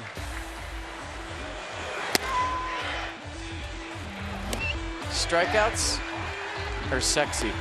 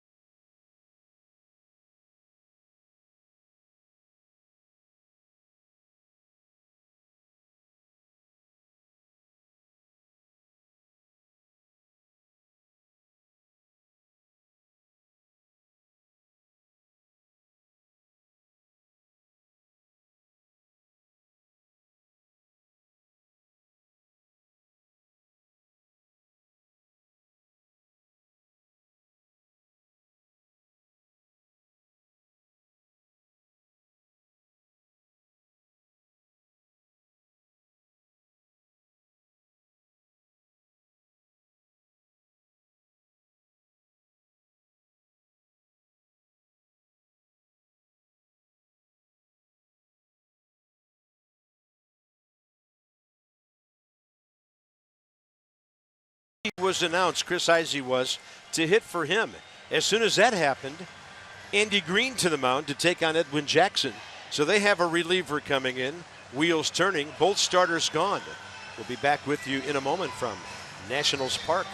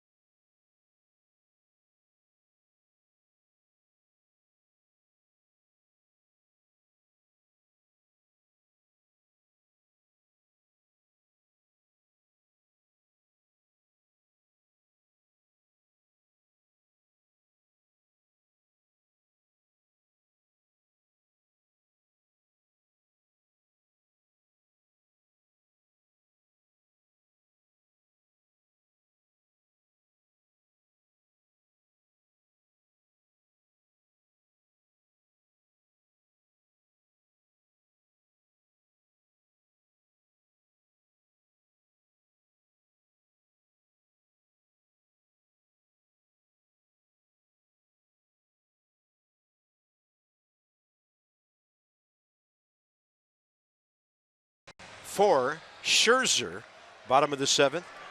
25-year-old Jose Dominguez, 7th appearance of the year, all in relief. 6 innings, 6 hits, 4 runs. Pretty big fastball, averaging 97. Slider 90, changeup 87. Lots of fastballs. He's going to challenge it.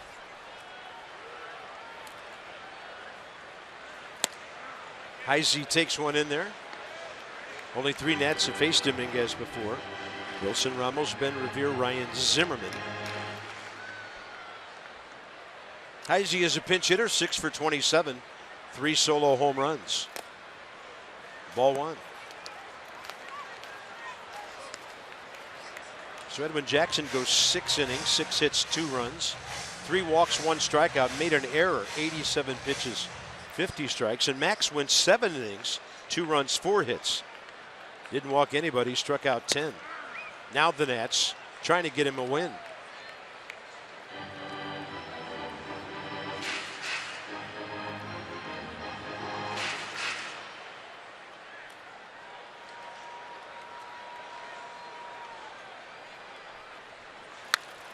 Heisey into right. Matt Kemp on the run. 1 out.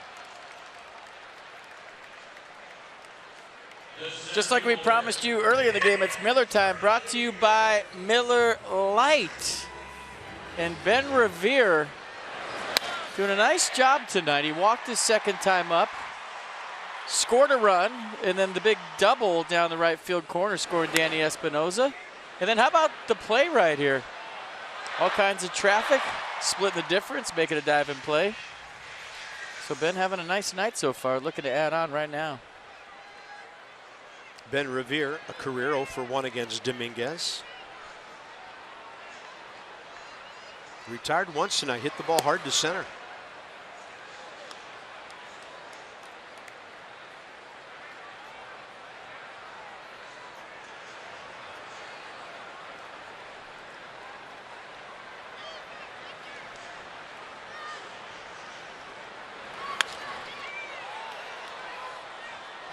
I want to know if Max Scherzer's ever struck out this many swinging in a game before, and only swinging.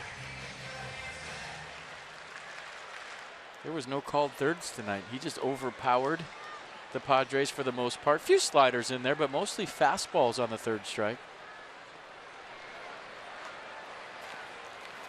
Yeah, all forward Ks, backward Ks are looking. In case you didn't know. Busted bat.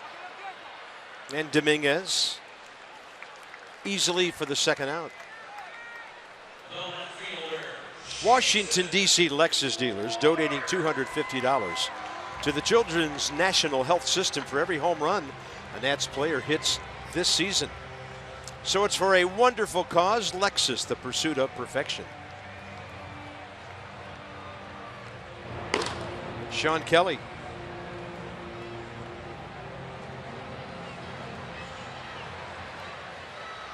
It's a rough no decision if that's what Max gets. Made 1 mistake tonight for Ryan Schimpf. Other than that, he was on point.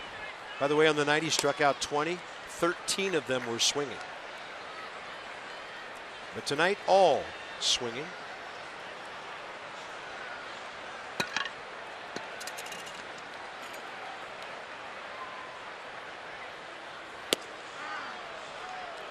That's pretty unhittable right there. 1-1.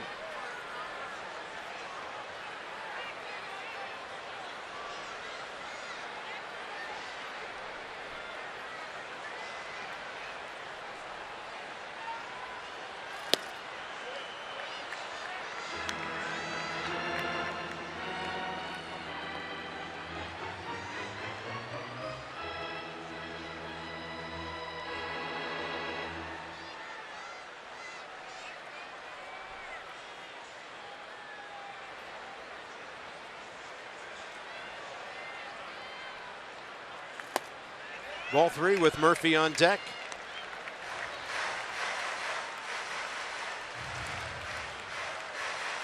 Get you a good one and let it rip.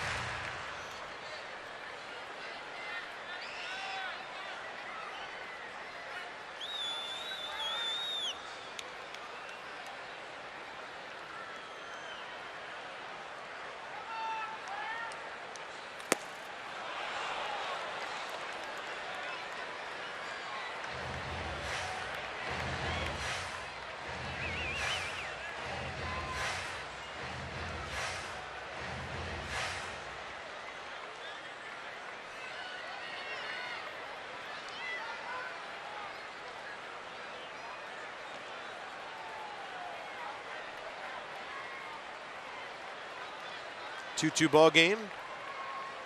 Full count to Worth.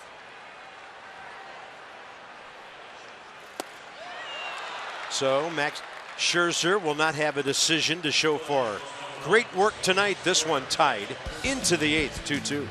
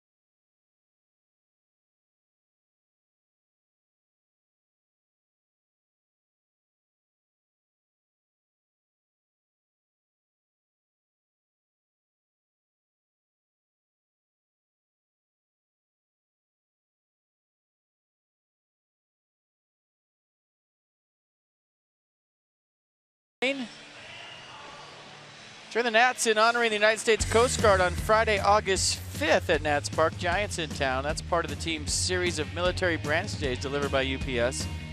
Visit nationals.com/tickets for more details.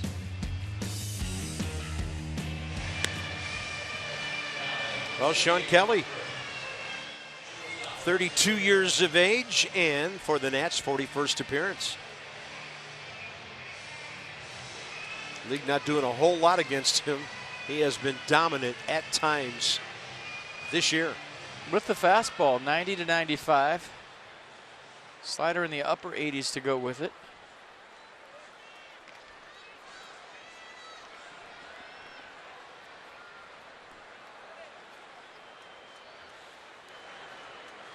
So the Padres have 8-9-1.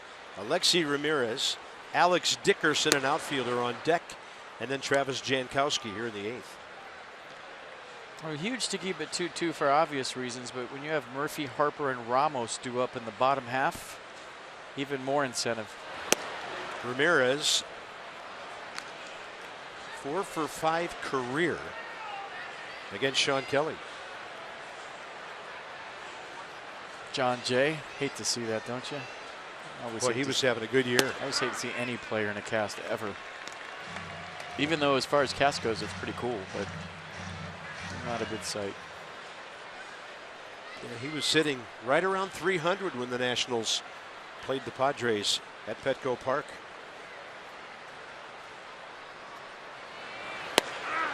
Strike call, it's 2-2.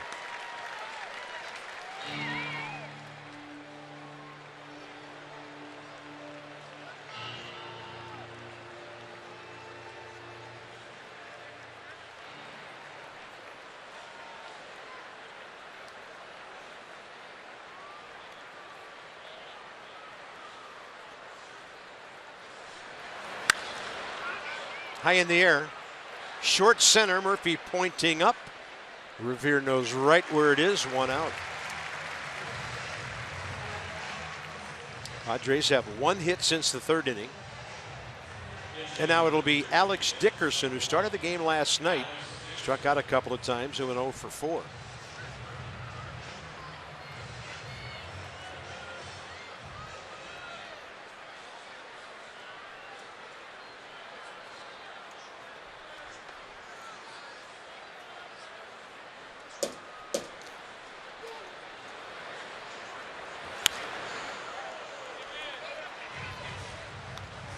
If you missed it last night, this outfielder was originally drafted by the Nats back in '08. out of Poway High School in Southern Cal. Did not sign, went to Indiana. Pirates eventually signed him. Low and in, 1 ball, 1 strike.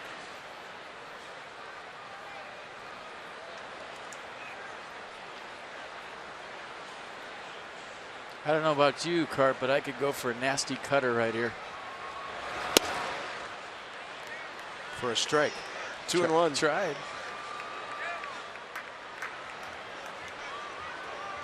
Even though I'm not sure he throws one, but.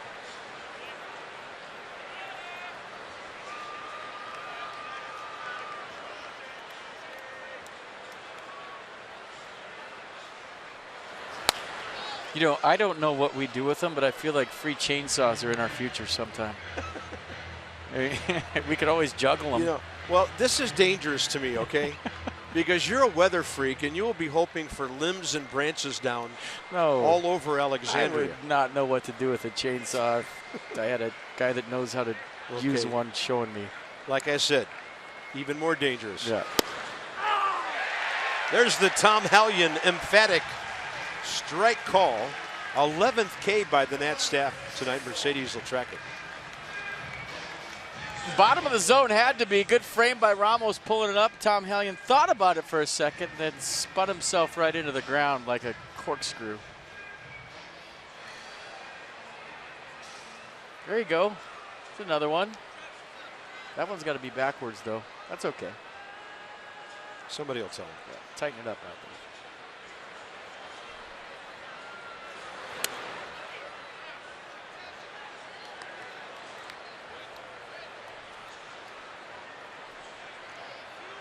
I like when you see those at various ballparks and they run out of them and they just start going like a piece of paper with the Sharpie late in the game because somebody's punching out way more than they thought. Had some serious contact by Travis Jankowski. This guy can fly, and he's thinking 3 here because the ball gets into the deep corner. As you've mentioned, and we have many times over the years, tough play for an outfielder. You don't know if it's going to bounce out in front of you or get deep. And Jankowski with a 2-out triple. That's his second 3-bagger of the year. Yeah, 2 outs, not as big a deal as if there was 1 out here. I mean, he's going to score on a base hit from second with 2 outs anyways. Clint Robinson on the line. The ball just hit too hard. Bryce thought it was going to hit that little part that jets out. And so a little bit of drama here all of a sudden in the top of the 8th. And the Padres' best hitter up in Will Myers.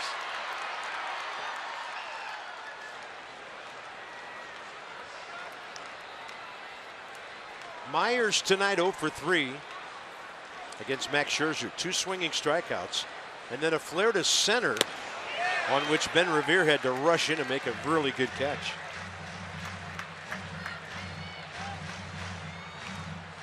Myers against Kelly 0 for 1.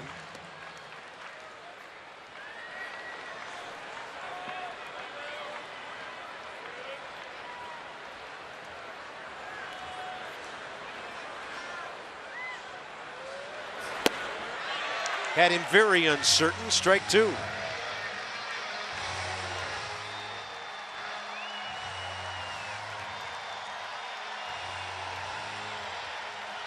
Triple up on the slider? Do you throw him 3 in a row? Or do you set it up with a fastball here and then go back to it 1-2? Fastball for a ball. No, Wilson's putting down slider. He's shaking off to a fastball.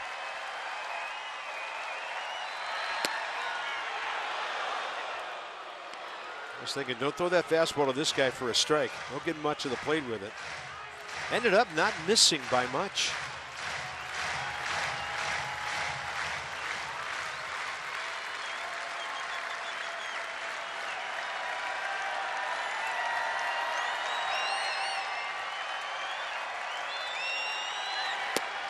Got him looking. Will Myers unable to pull the trigger. A word with Tom Hallion. Top of the 8th is over. Sean Kelly, 2 strikeouts.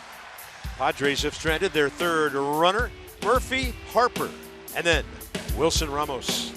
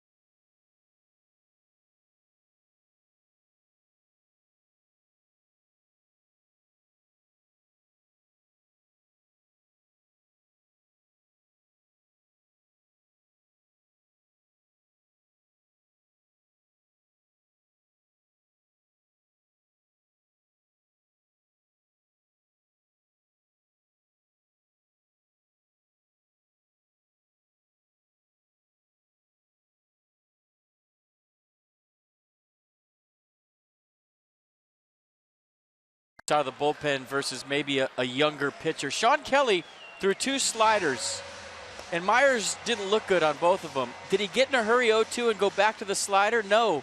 He shook off the slider and went to a fastball to set up this slider off of the fastball, and Will Myers took it for strike 3. So, you know, as a young pitcher, you get caught up. You want that out quick. You're 0-2. You wanted the crowd to go into a crescendo. But a veteran pitcher, a veteran reliever, knows that, hey, I'm going to use a fastball first to set up the slider versus get in a hurry to get that strike 3. That was good stuff right there by Sean Kelly. 16 pitches, 10 strikes. 29-year-old left-hander Ryan Buchter takes over for the Padres here in the bottom of the 8th because it's Murphy and Harper, 2 lefties, then Wilson Ramos. Murphy sees the lefty for the first time. Bryce has faced him once. Tie ball game, bottom of the 8th. The Nats trying to get this homestand record back even at 4-4. More importantly, with Miami ahead by 4 runs, 7th inning, Nats need to hold on to stay 4.5 up.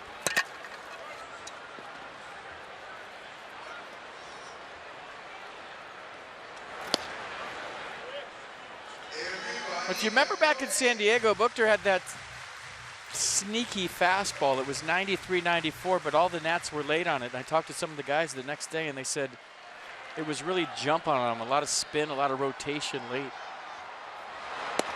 Murphy takes it, 2-1.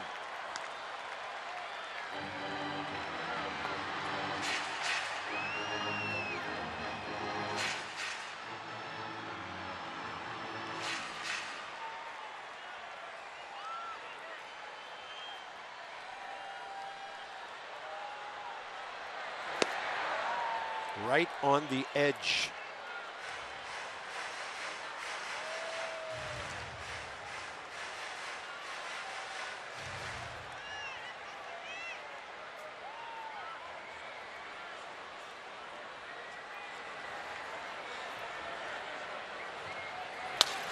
Busted bat. Right side grounder, Ryan Schimpf.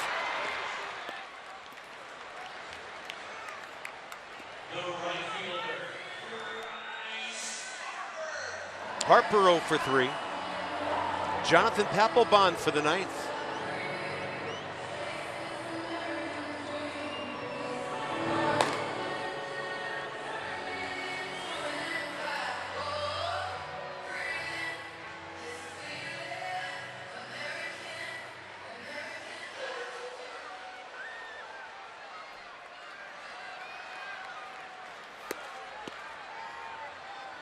Bryce hasn't been able to get the ball out of the infield tonight. Foul pop to third. Grounder to the right side. Pop up to the right side.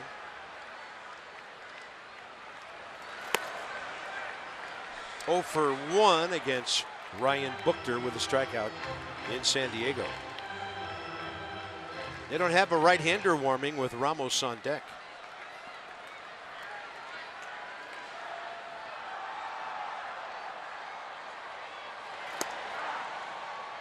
Counts even, 1-1. Number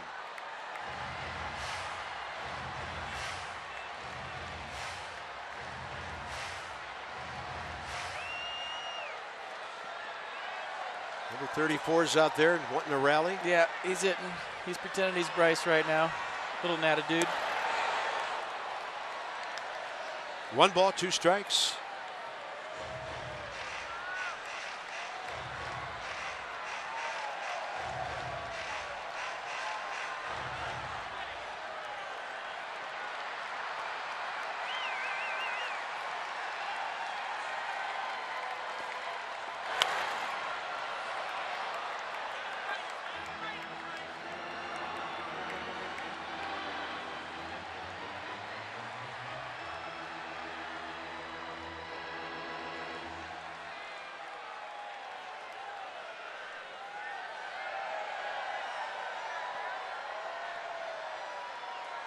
This is a guy you can't even think about pulling if you're a left-hander.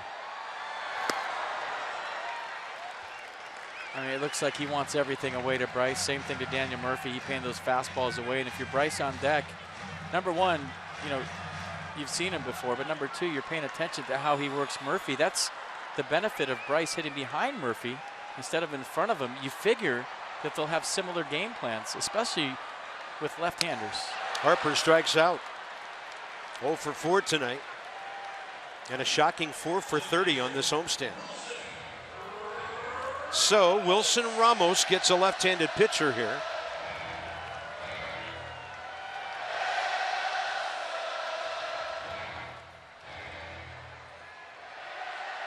Facing Buchter for the first time.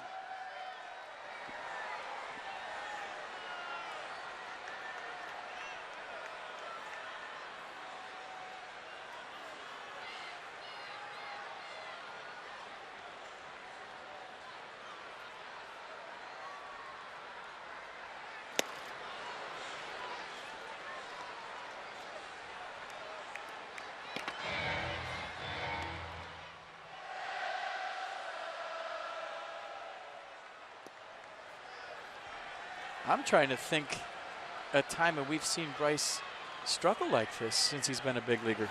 Never like this. There's been times when he's been injured that he's had a rough go.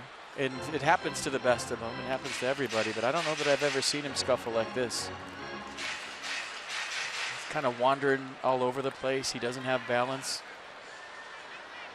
And you can see he's searching. This game will humble the best, man. I'm telling you. It don't matter how good you are. It'll humble you.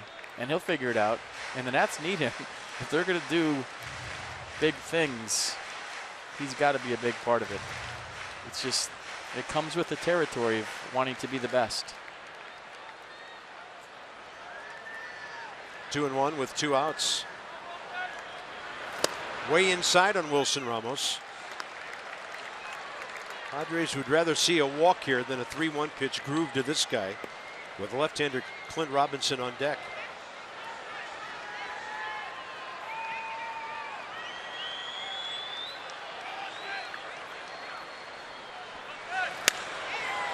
Threw him a strike, and he's a little late for it. Full count. And just think how sweet it would be if Ryan Zimmerman locks in, Bryce Harper locks in, Daniel Murphy keeps doing what he's doing, the guy you're looking at, and that all happens in the middle of the month of September.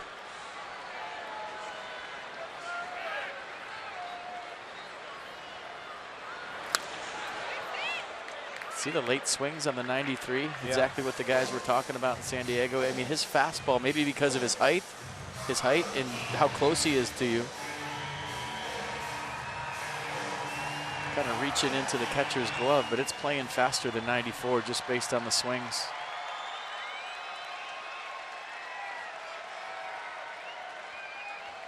Well, they're not pitching around him once the count got to 3-1. Buchter's been challenging the big, strong catcher. Another payoff pitch, target in. Ramos takes the 2-out walk.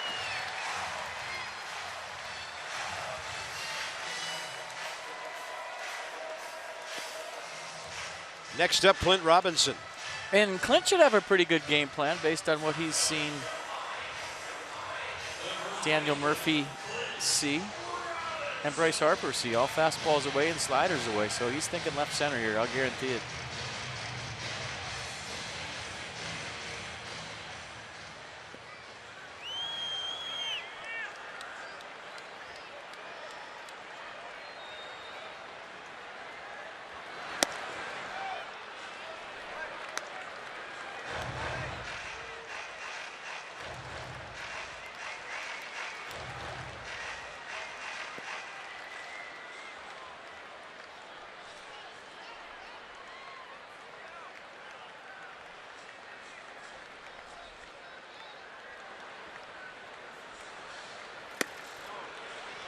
Well, he started and then shut it down 2-0. This would be huge if the Nats could get Ramos to second base with 2 outs. And don't forget Jose Lobaton under the weather tonight, so there's no way he can pinch run for Wilson Ramos here in a tie ball game in the bottom of the 8th.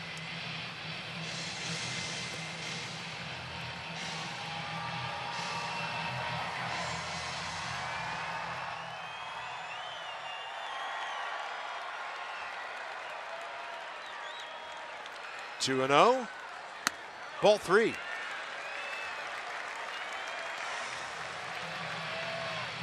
I think left on left you got to take here and hope Anthony Rendon comes up. He's hit the ball hard a few times tonight. Normally I'd say green light, go get him, but we'll see.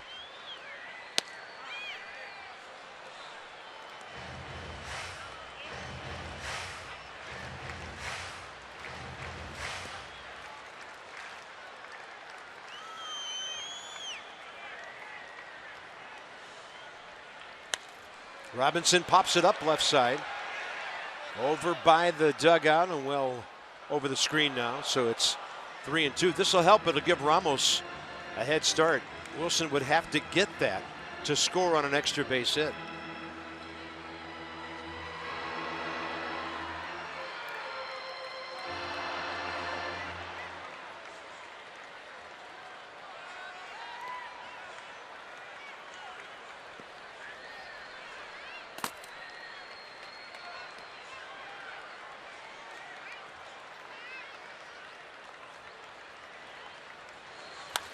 Robinson, fly ball near the left field line. Solarte over by the barrier, plenty of room. And now the Nats have stranded their 7th base runner. This one into the 9th, 2-2. It's been that way for a while.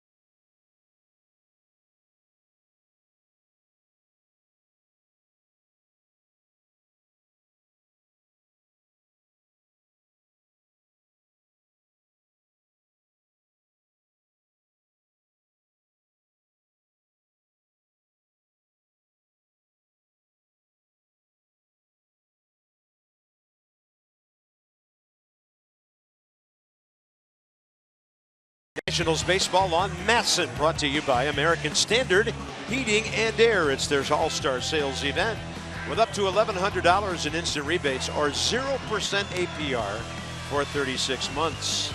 And by University of Maryland, University College. Into the 9th inning. How long will this evening go along? Neither team able to muster any offense lately. And with the Nats Summer Saver Pack, you can spend a good part of the summer right here with us. Buy 3 2016 regular season games, get one free. Some restrictions apply. Visit nationals.com/summer for all the details. Jonathan Papelbon for the top of the 9th against Kemp, Solarte, and Upton. By no means an easy 9th inning. They seldom are. A 32nd appearance, ERA at 2.64. Left-handers hitting just 211 against Jonathan, so fastball slider split. Fastball averaging 91 miles an hour. 31st appearance, 2.64 ERA. In a Hold'em situation here, Kemp is 1 for 3 career against Jonathan with an RBI.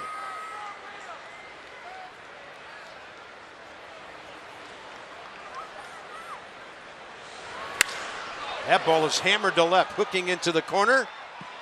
Didn't have time to go foul. He's going to have to hustle the second. Worth gets the throw in, and it's enough offline that Kemp gets in there.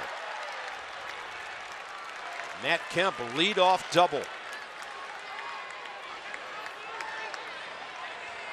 Well, you were wondering if that was going to stay up long enough to be a home run, and it just misses, hitting the wall. And Jason Worth plays this extremely well. And Matt Kemp hustling all the way. Daniel Murphy sticking his nose in there with the tag, but the ball kind of bounces real funny at the end there. The infield playing hard, and Murphy diving in, just misses the tag. So played well by Worth.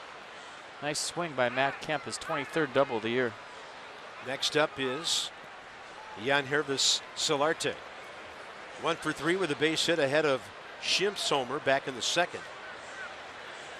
His job at least move the runner, but he's a number 4 guy trying to put San Diego on top right now. Let me put this in perspective for a second. If you don't win this game and it goes to 3.5, and you're facing the Indians and the Giants on the road on this road trip, this could get hairy in a second. I'm sure Dusty Baker knows the importance of this ball game right here, right now.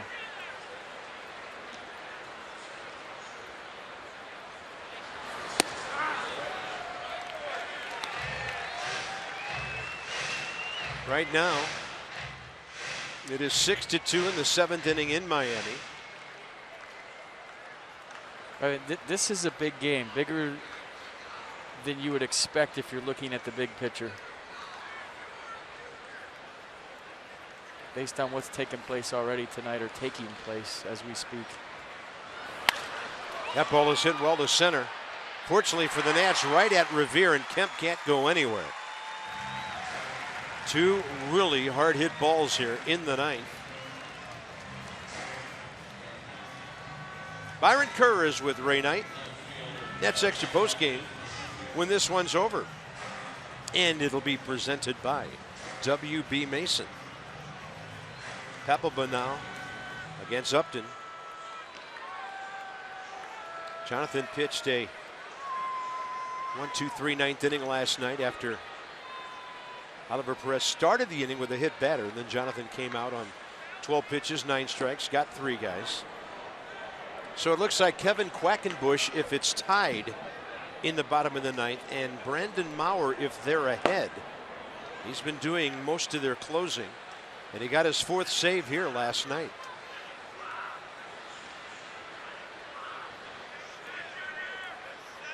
Upton 3 for 21 career against Papelbon. That's up in the zone, strike 1. 11 strikeouts in these matchups.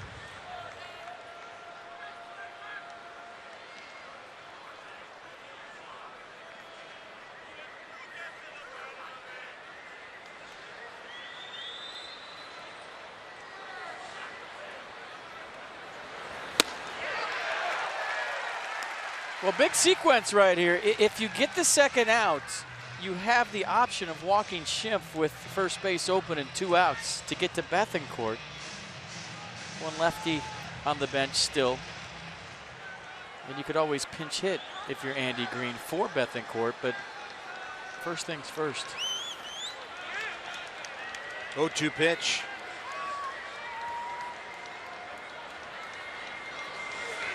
Slider, and he strikes him out. 2 down. All right, decision time for Dusty Baker. Does he want the right-on-right matchup? Nice pitch by Jonathan Papelbon. Big strikeout, big second out. We'll see what the Nats decide to do here with the Padres second baseman, who's been real hot of late. They're going to walk him. So Papelbon retires Upton for the 2nd time in this series. It'll be righty-righty with Bethancourt.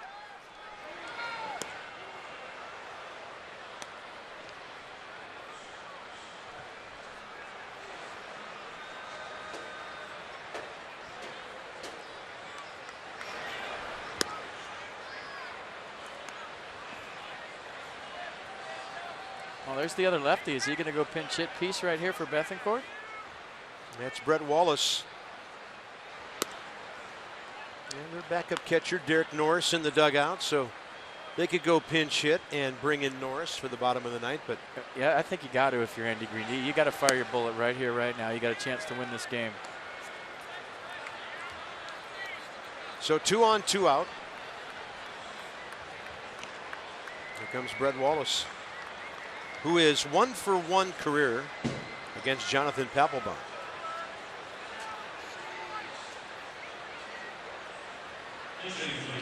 I heard a loud noise down there. I don't think Bethancourt was too happy about getting pinch hit for.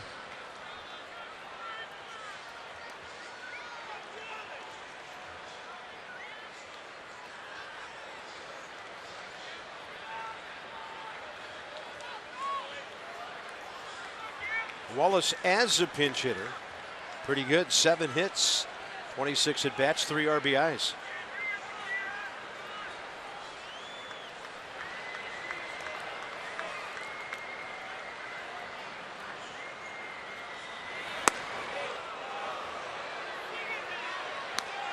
Brett Wallace must think he's playing the twilight zone right now because he had 2 pitches thrown behind him last night, and that one was a pitch out up and away. Remember, he got hit by a Ali Perez slider last night, and they warned the benches on a slider.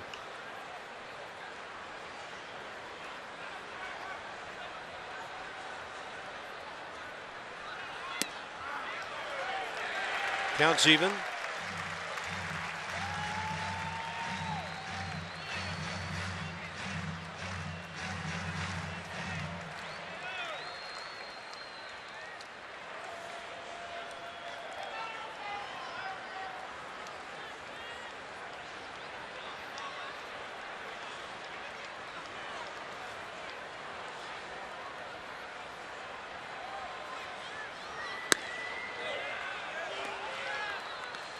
Now Wallace in the driver's seat.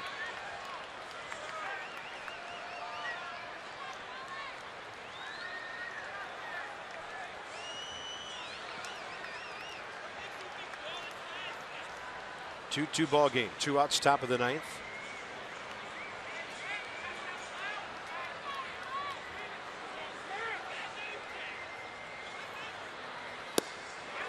Three and one.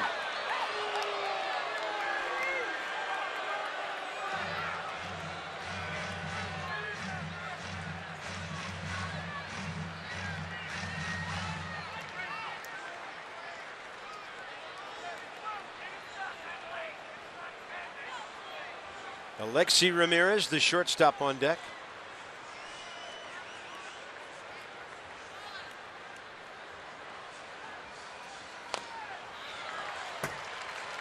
Three-one split. Good pitch. Does he throw it again here? 3-2. Yeah, they always say if you throw it 3-1, you'll repeat it, right?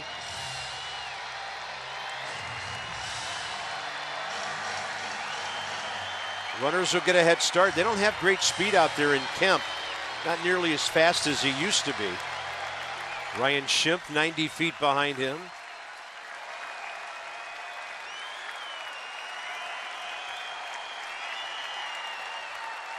Crowd on its feet here, 30,000 plus tonight.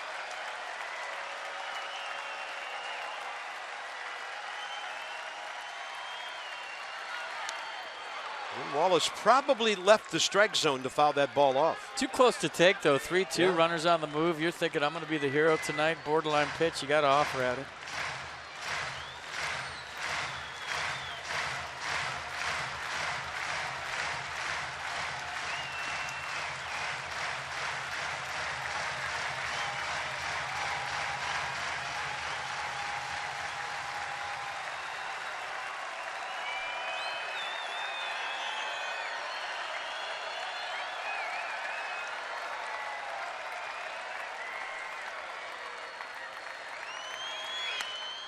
This ball, left side, in the air. Rendon, Espinosa.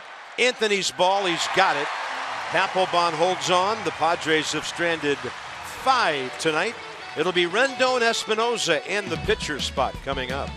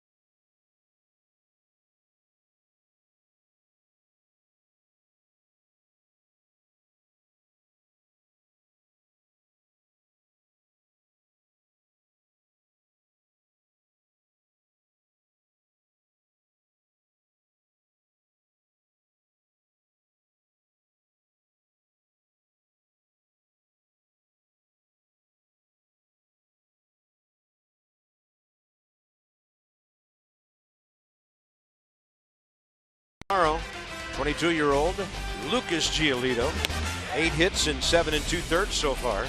He'll be making his 3rd start, trying to get that first big league win.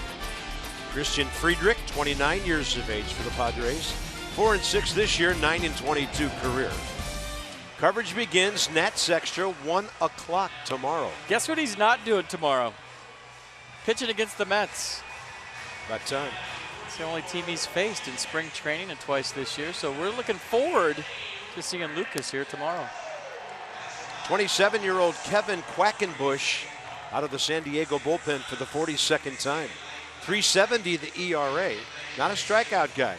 A lot of contact, only 27 Ks, 41 innings, 36 hits. Yeah, 2 pitches, fastball, curveball. Fastball averaging 91. Derek Norris in the game to catch for the Padres. So, when's the last time the Nats have walked somebody off? I feel like it's been a while.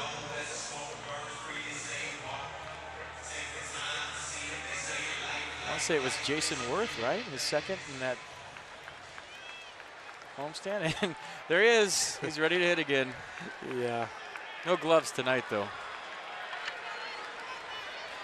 Crazed look on his face like he's ready to hit one to half street. Before that, Rendon and Espinosa. Anthony Rendon, 1 for 3 career, 2 RBIs against Kevin Quackenbush. July 1st against Cincinnati. Last walk-off. Just over 3 weeks ago.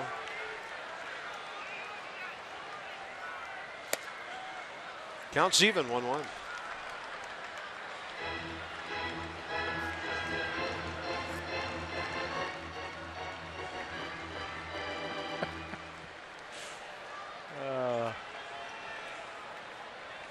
No gloves tonight. He doesn't need them. He's ready. Rendon to left. Over to cut it off, Melvin Upton Jr. Winning runs aboard, leading off the ninth. Nice play. Really nice play by Melvin Upton Jr. to keep Anthony Rendon at first base. I thought that was a double off the bat, but he got over to it quick, to a backhand. So nice swing, first of all, bullet to left, and Anthony's hit the ball hard 3 times tonight. And Melvin Upton Jr. with a nice play, and he's ready to drive him in. Let him hit, Dusty. Not really. Yeah, he's already been sent back for Stephen Drew. Who will follow Danny Espinosa, or will he? Do you bunt Danny right here? Yeah. Some managers would, some managers wouldn't. Let's see.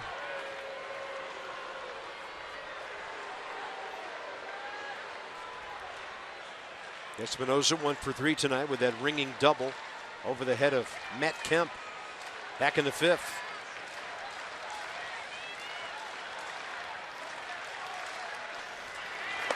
Squared around, pulled away, ball 1. Into the 10 o'clock hour here. Ball game starting right on time at 7:05. Padres 2 in the 2nd. Nats are running the 3rd, 1 in the 5th. It's been a struggle ever since.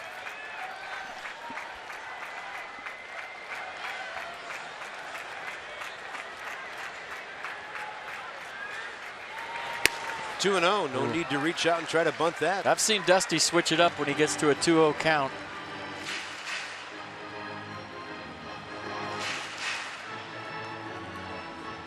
Steven not feeling very well the last couple of days, but available tonight. Jose Lobaton now the latest to be under the weather. Do you throw over here if you're Andy Green to see if Danny Espinosa shows bunt?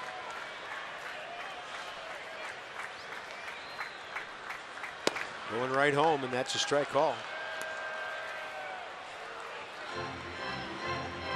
Danny's a much better base hit bunter than he is a sacrifice bunter. I was just thinking the same thing. He's moving around a lot right now to lay down a sacrifice. Got pretty good wheels at first base. Doesn't need to be a great bunt. Just soft.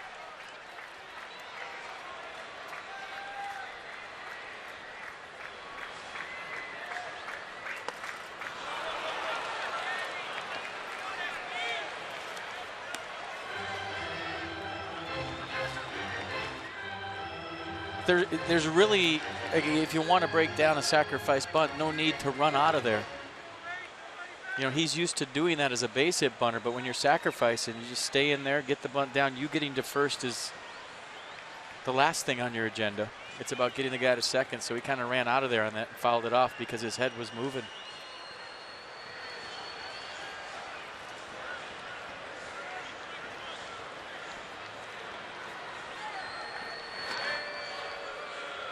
That was to see if he's bunting with 2 strikes.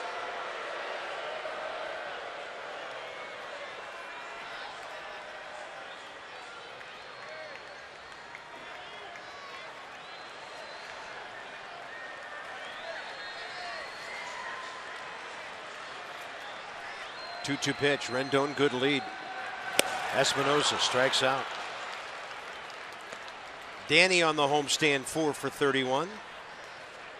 1 out, 9th inning. Here comes Stephen Drew.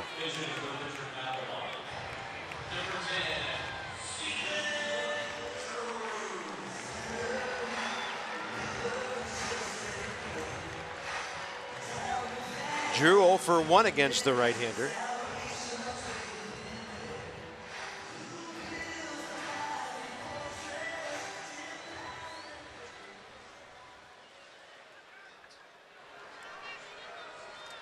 So Padres moving guys all over the place. Ramirez alone on the left side of the infield. Third baseman Solarte just went to the right side of second base.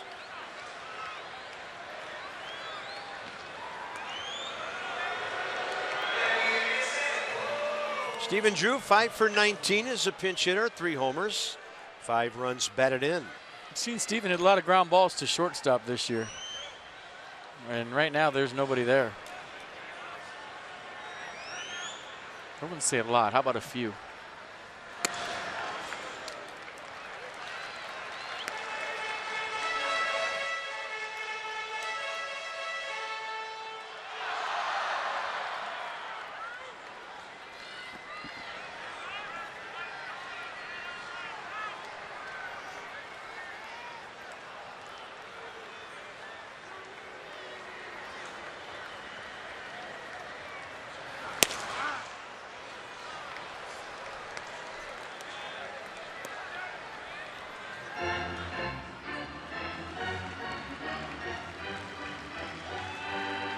Boy, he's got the bunt now if he wants it in a 1-1 count. I don't know if this is the situation for it, but now Ramirez at shortstop and nobody at third. And Anthony Rendon could go first to third conceivably on a bunt. Wouldn't that be something? Well, with the way defenses are moving around these days, all kinds of possibilities that used to not exist. Didn't Mookie Betts do that for Boston last year on opening day in Boston? 1-1 and Drew left side out of play.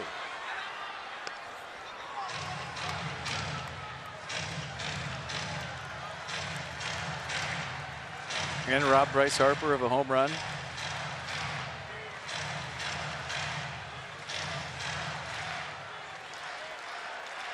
Bottom of the 9th, 1 on, 1 out.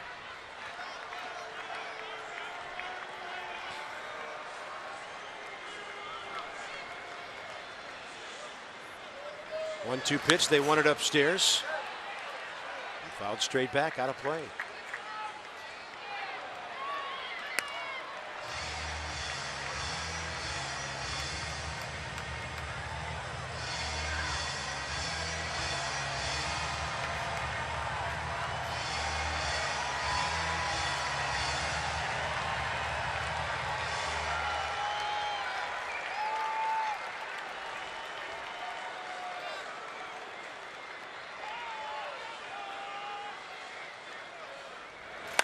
And Drew to right center, heading for the scoreboard.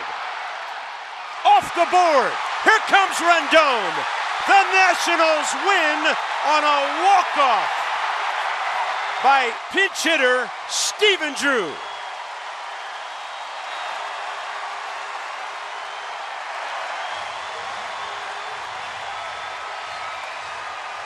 That was a huge win. Huge.